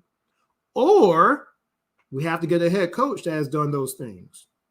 To do anything less risk wasting the careers of players we now have and not seeing the potential of everybody. I'll give you some examples a little bit here now. Doug Collins wasn't going to bring the Bulls a championship. They made a change to Phil. Phil brought in a system and discipline. 6 rings using Scott Williams, Cliff Levingston, Bill Cartwright, Bill Wellington, Judd Bushler, Luke Longley, Randy Brown, Steve Kerr, John Paxson, Craig Hodges, Will Perdue, Stacey King, Dickie Simpkins. I can go on and on. They won a combination of 6 championships with those guys, y'all. Think about that. Bill Winnington wasn't scaring nobody. Judd Bushler, Scott Williams. Y'all remember watching those Bulls games against us? Scotty Robinson wasn't going to bring the Pistons a championship. Chuck Daly got in there, though, and bad boys. Rick Carlisle had one NBA Coach of the Year with the Pistons. They still brought in Larry Brown, and after a few seasons, they won a ring. They were in the Eastern Conference Finals a couple times, wasn't they? All right. Tyrone Lue replaced a coach that had just made it to the NBA Finals. That particular coach got replaced by Tyrone Lue. Lue went to 3 straight finals and got him a ring. Casey in Toronto he's a pretty decent coach. He was replaced by Nick Nurse in Toronto, and despite winning games, that's what Casey did. Nurse got them a ring. Right? Now, people will be like, well, they got the claw too, though, Chris. You know, okay, well, you can say that, but still got to coach that. Nate is a great coach. I like Nate. But do you really feel he is the guy that he can put this team over the top, get them over the hump? If his resume had a championship or an Eastern Conference championship or several appearances in the conference finals, you may give a little bit more rope to him or a little bit more time, but he didn't do any of those things. And you don't get rid of great players to fit the coach. You always get the coach to fit the players. That's how it's been since time has started, okay, when it comes to sports, okay?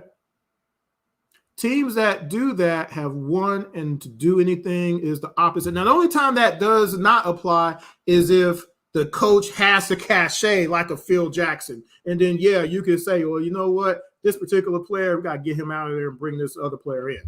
Because that's Phil freaking Jackson. He has 6 championships or whatever, 8 whatever it is, right? But if it's not that, yeah, you gotta find another coach, right? Now, Trey wants to win badly. He wanted to take the team to the playoffs his rookie season. I said that from jump. He said that from jump. And to this day, I still think we should have been in the playoffs. Those first 2 seasons for sure. We could score against anybody. We just was never taught how to play defense and stop nobody. It wasn't made to be important. We were in the Eastern Conference Finals a couple years ago. Do you remember what Trey was doing during the 2020 playoffs? Did y'all watch that? You remember the stuff he was doing? That wasn't a fluke, you know.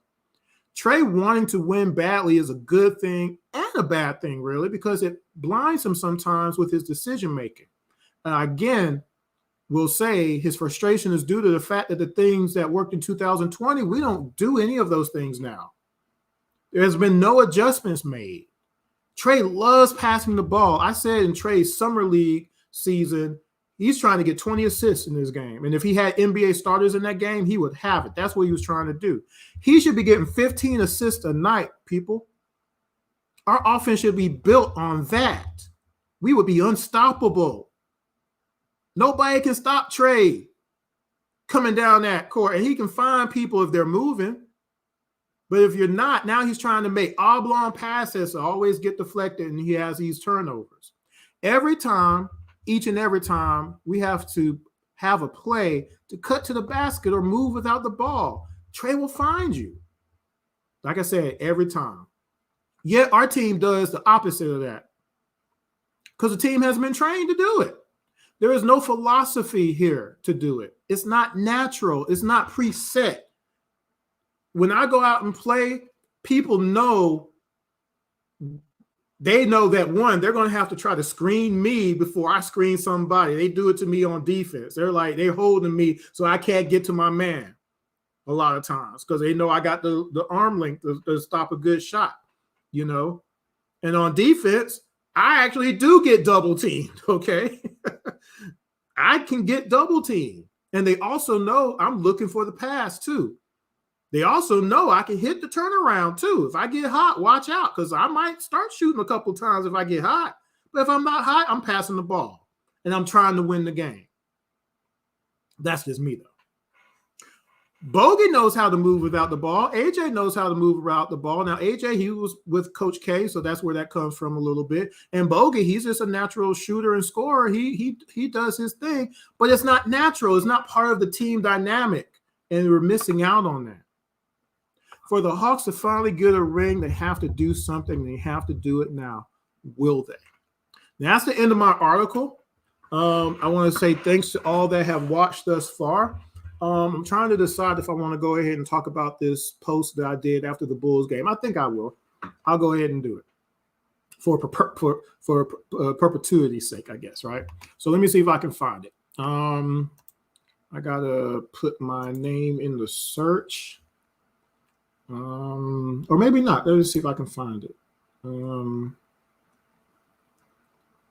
This is going to be difficult.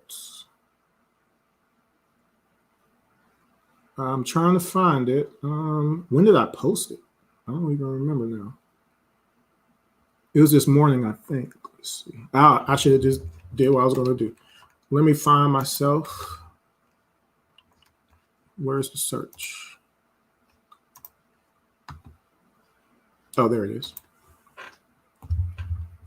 There it is.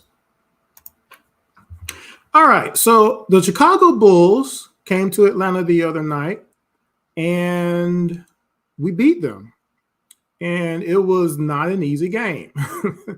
It was a difficult game. So I actually did a post about it after watching the replay. Okay. So it's a pretty big post, but it's detailed because that Chicago Bulls game was the emphasis of what I've been saying for the entire season up till now, even per my article, which I referred to in the post at the very end of it, obviously. So I'm going to talk about it in detail. Now, again, if you didn't see the game, you didn't get to see the game winner by AJ, go watch the replay. It's great stuff or whatnot. It was an exciting game. It went to overtime and everything. But here's my post after that game. Because this was, again, Sunday night, I actually was playing basketball myself, so I didn't get to see the game. So this is how I started the post. I didn't get to see the second half because I was out playing basketball. In parentheses, I say I won all three, of my games that I played, had the assist for the game-winning shot, which was really cool. And I mentioned how I posted the Sunday night basketball video already. But then I say I watched the replay. I've been saying we have had more than enough talent to win games this year. Don't y'all want that? You watch all these teams beat the Hawks shorthanded, but we can't. Nets pulled their whole team after beating us and I said, I bet they win their next game still. And they did. But we can't. We lost 3 straight games to teams missing players, and we had 14-point or more leads in those games. And it's the second time we have lost to the Houston Rockets playing games when they had more players missing. And we lost that game 132 to 126. How is any of that good? So Sunday night showed again we can win these games. Showed that when the whole team is involved, we can win. It sounds familiar to my article, don't it? Shows that when supreme effort is made on defense, we can win. We can get stops. That Sunday night game, the Hawks played with some tremendous defensive effort, okay? More so than they ever have before. Shows when you can do the basics of basketball, you can win. They doubled DeRozan several times that particular night. They've never done that before, okay? Yes, we still gave up 64 points in the paint. Yes, we still gave up 14 fast break points. Yes, we shot terrible from 3 yet again. But we did block out better. Only gave up 11 second chance points. We were even I think we were even on all statistical categories. They had more turnovers. They forced 11 on us, and I think we forced 3 on them. Yes, there were bad shots and bad turnovers from the Hawks, but it was negated by the adjustments, negated by more ball movement on offense, negated by making sound choices. Nate called a timeout when he saw Vucevic guarding Trey out of bounds for the last play. He called timeout. Now, Nick was already saying it. He was saying, Vuce is too big. Trey can't see around this guy. Why is Trey doing the inbounds? So Nate had called a timeout, and when they came back, Jalen Johnson was going to be the inbounder. Okay? Now, I'm going to stop there. In the post-game interview, AJ Griffin said that coach drove up the play for him. Okay? That meant he trusted JJ to make the pass and trusted AJ, the rookie, to make the game-winning shot. JJ is great at passing the ball. It's one thing that's not deniable to anybody. He's just not getting a chance to do it a lot because he doesn't get the ball a lot. He's not in the game a lot still. Also, on that particular play, if you watch, did you see Trey with the clear-out screen off the whistle being blown? That was huge. That play meant a lot to me. That play meant, well, wait a minute, you can draw up great plays. The team can execute these kind of plays. They can do it. We just don't do it for some reason every night because it only counts if it's every night. Now, this particular game, this is where the whole team participating comes into play a little bit.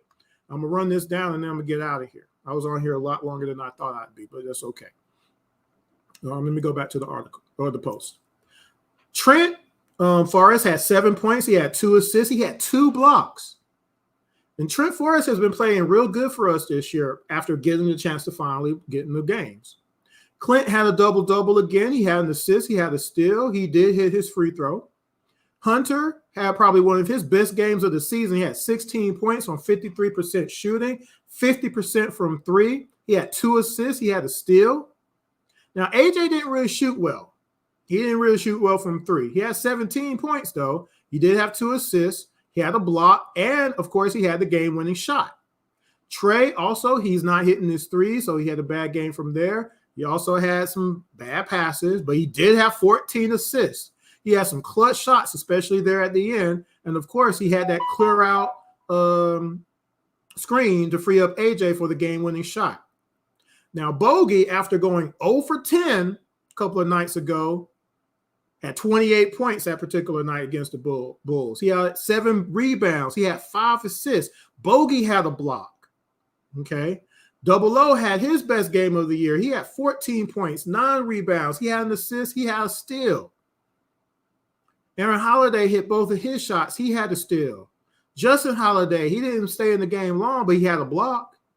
Jalen Johnson had 4 boards and the game-winning pass to AJ. Everybody in this game contributed to this game, and they won that game. 1 or 2 people can't beat an NBA team, but a whole team can.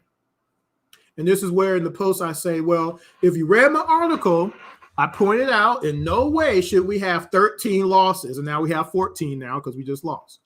That if winning the game isn't the goal, what are we even doing? We can't be selfish. You have to be able to adjust. Last year was a bad year. To keep saying it was not a bad year is crazy. This year has not been a good year either. We're pacing to lose 30 games again right now, everybody. Like literally, we are. And I said that last summer. I said with getting Murray and doing all these moves, we could easily win 50 games or lose 39 games again, depending on the philosophy changing or not. I said that during the summer. And here we are right now. I'm not crazy. You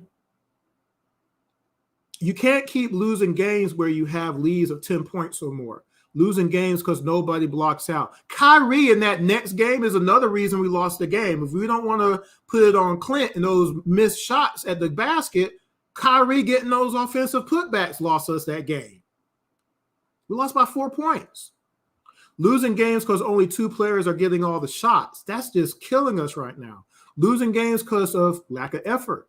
We have a better team than that. I want to see that. But not just once in a while, every game, like other teams play every game. Other teams do this every game. Why can't we do that? If we do, we would win all the time. I've been saying forever that Trey could be getting 15 assists a night, and he is trying to do that, but can't because we don't move on offense. We have 3 players. Again, this is a theme. I have to keep saying it. We have 3 players standing behind the three-point line at the same spot every possession. When we don't stand, Trey finds you. When you do stand, it's either a forced pass, turnover, or a bad shot. I don't want to see this team lose 30 games plus again, barely make it to the playoffs, get eliminated in the first round again. I want to see this team win. I want to see the team compete each night with their best effort every night. That's not too much to ask. I just don't think it is. Can't be just one win. We need to, well, this didn't happen. Now, when I said this, I didn't know we were going to be pulling players. When I said this about the Chicago win, I said it can't be just tonight. We need to beat Memphis tomorrow. Then we need to beat Orlando. And then we need to beat the Hornets, which we lost to. We have lost too many games we had no business losing so far, and it had nothing to do with being shorthanded. You see what I'm saying? I want to see the Hawks win a championship, not just because I have season tickets or, just the principle of it all, but because I want, now this is getting kind of personal. I said, not just because I wish my dad was here to see it happen. My dad passed away. Or I want to see my grandkids one day to be able to say, I was there when I saw that happen.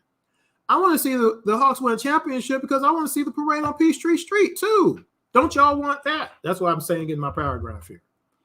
And then I referred to my article again, and then that was it. So I posted that after the game, after I watched the replay, because again, I was playing basketball. I didn't get to see the second half of the game. So I took this 2 hours to go through my article and go through that post just to reiterate. I want to see this team uber successful. And right now, we're being held back. And it shouldn't be like that. And the only reason is because of a lack of direction. That can't be a cool thing. And that's why you see the frustration from Trey and John and Murray in certain cases on the floor and then outside the floor as well. Okay, it's frustrating when you want to win and you don't have a means to win. That comes from the top. There has to be a controlled process in that, because all the other coaches in the league that are successful right now and have been successful in the playoffs, they all have that. Their teams have identities. Coming in the door what's going to happen as a player, and you either going to abide by that or you're not going to be getting a lot of playing time. You might not even be on the team. You're going to get traded or something. But it has to be something from the coach before that decision can be made. And if the coach can't do that, then the coach has to be made accountable. And if not that, the general manager. Because you can't fire the owner. Well, the owner, I guess, could sell the team eventually, I guess, right? But again, that's where I've been mentioning, like, where is Wrestler in on this? Where's Travis? What are they saying? They seeing all this happen. 14-14 can't be a cool thing for them when they went and got Murray and they did this and they did that.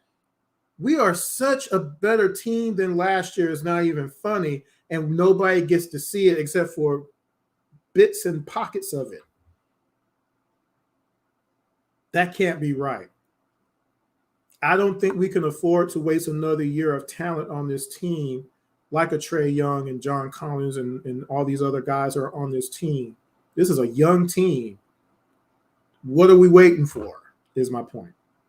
Make sure you follow IMTM Worldwide Radio on YouTube. If you've never listened to the actual radio show, you can go on Spotify, iHeartRadio, Amazon Music, Alexa, Apple Podcasts, Google Podcasts, Spreaker, Blog Talk Radio, around the ATL. You can follow me on Twitter, Intellect ATL right there, and my co-host Jordan Jackson, Jordan23 ATL. You can follow on Instagram and Facebook, IMTM Worldwide Radio. So again, if you didn't get a chance to read my article, you have the visual now. You have the explanation of everything now as well. And then the addendum of me talking about that Chicago Bulls game a little bit because it just recently happened. Think about it. Just think about it and just think about where we're at. And don't y'all want to see us consistently win games with the talent we have on this team? We've seen so much talent on this team through the season so far. We just need it to be all put together so the whole team can win regularly. That's all I want to see from this team. Trey is one of the best point guards in the league, and he's going to go down as an all-time great, period, point blank. Can't that – right? Murray being on his team just makes it just big time.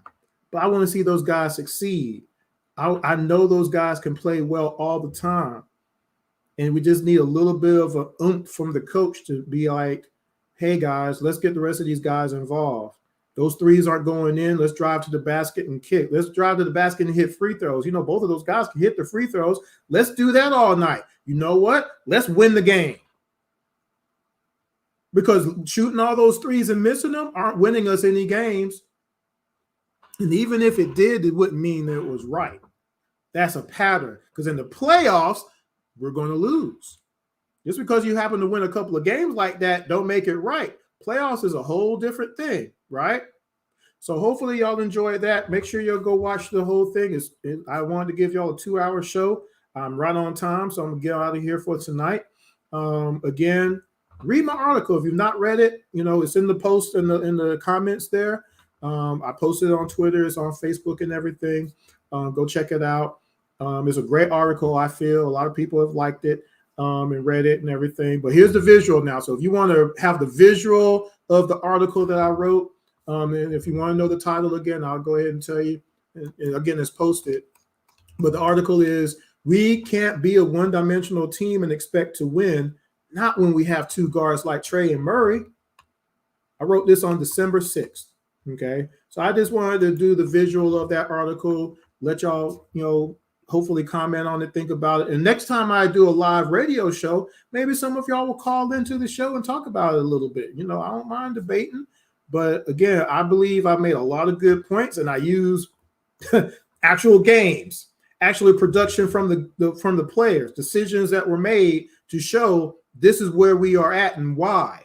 We lost 39 games last year, and we're pacing 39 losses again this year right now. We have 14 losses, y'all. There's no way around that now. When are we going to have a 7-game win streak? This team right now is not capable of doing that right now.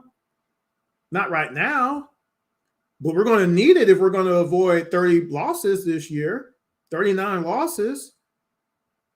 And this year, 39 losses might not get you the opportunity to get in the playing games. We see how the East is right now. You're risking it now. You're rolling the dice.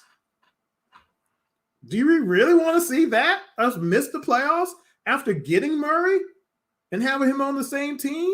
We're just going to keep having John have 7 shots in a game and letting other players have 22 shots and only hitting 6 of them? That ain't right, y'all. I'm sorry. It just isn't. It's not. And even with Bogey being back, again, there's no way in the world Bogey should have had 10 misses from 3. You can't let that happen. I don't care if he is the shooter of shooters. You can't let him do that and hurt the team like that. Once he go 0 for 5, Bogey, come in 17 feet and hit that shot. We need shots going in. Threes being missed don't help anybody. If he hit all 10 of those threes, that's different. But that's not what happened. Right? He didn't score 30 points.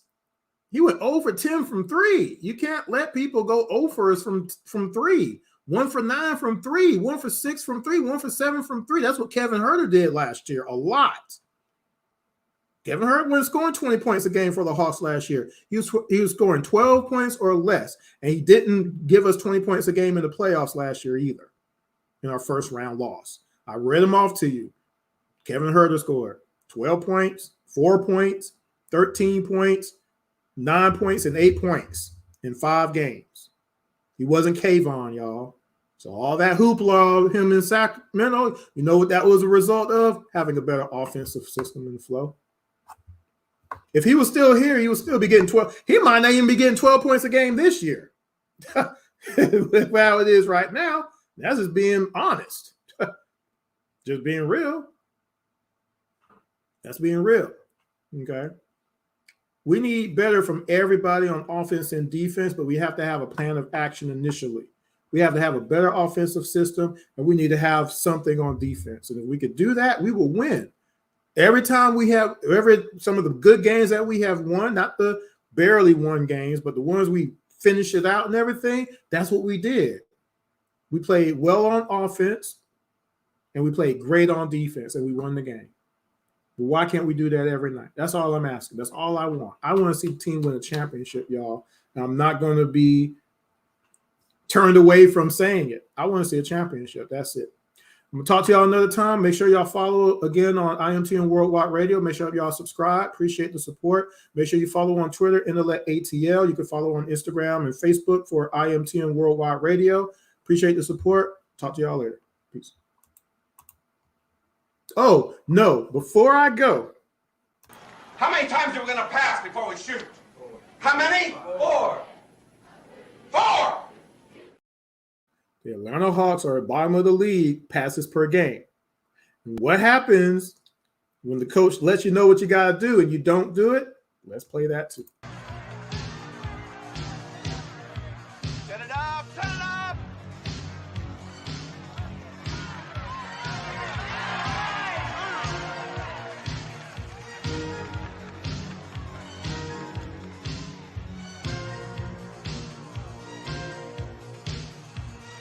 Ray!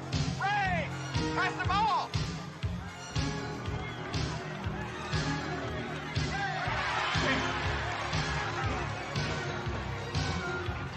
Ollie, going for Ray. Now, move! Come on.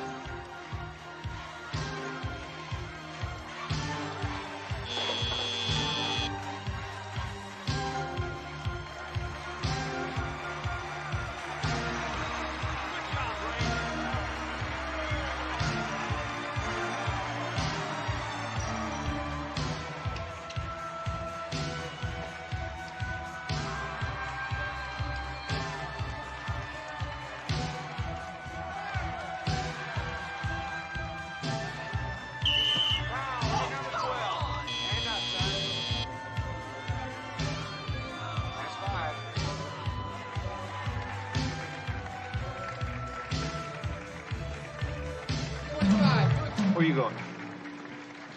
In the game. Sit down. What do you mean? We gotta have 5 out there. Sit down. Sit.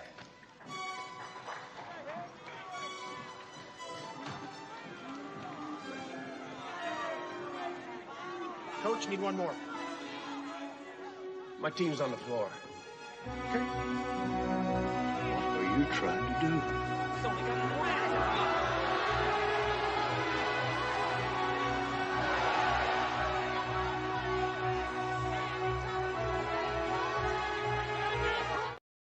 Coach took him out on the principle alone. He said 4 passes before he put up a shot. He went in there shooting. At a certain point, the only person that can control a situation like that is the coach, because he's trying to teach you principles. He's trying to help you win games, because shooting doesn't help you win games most of the time.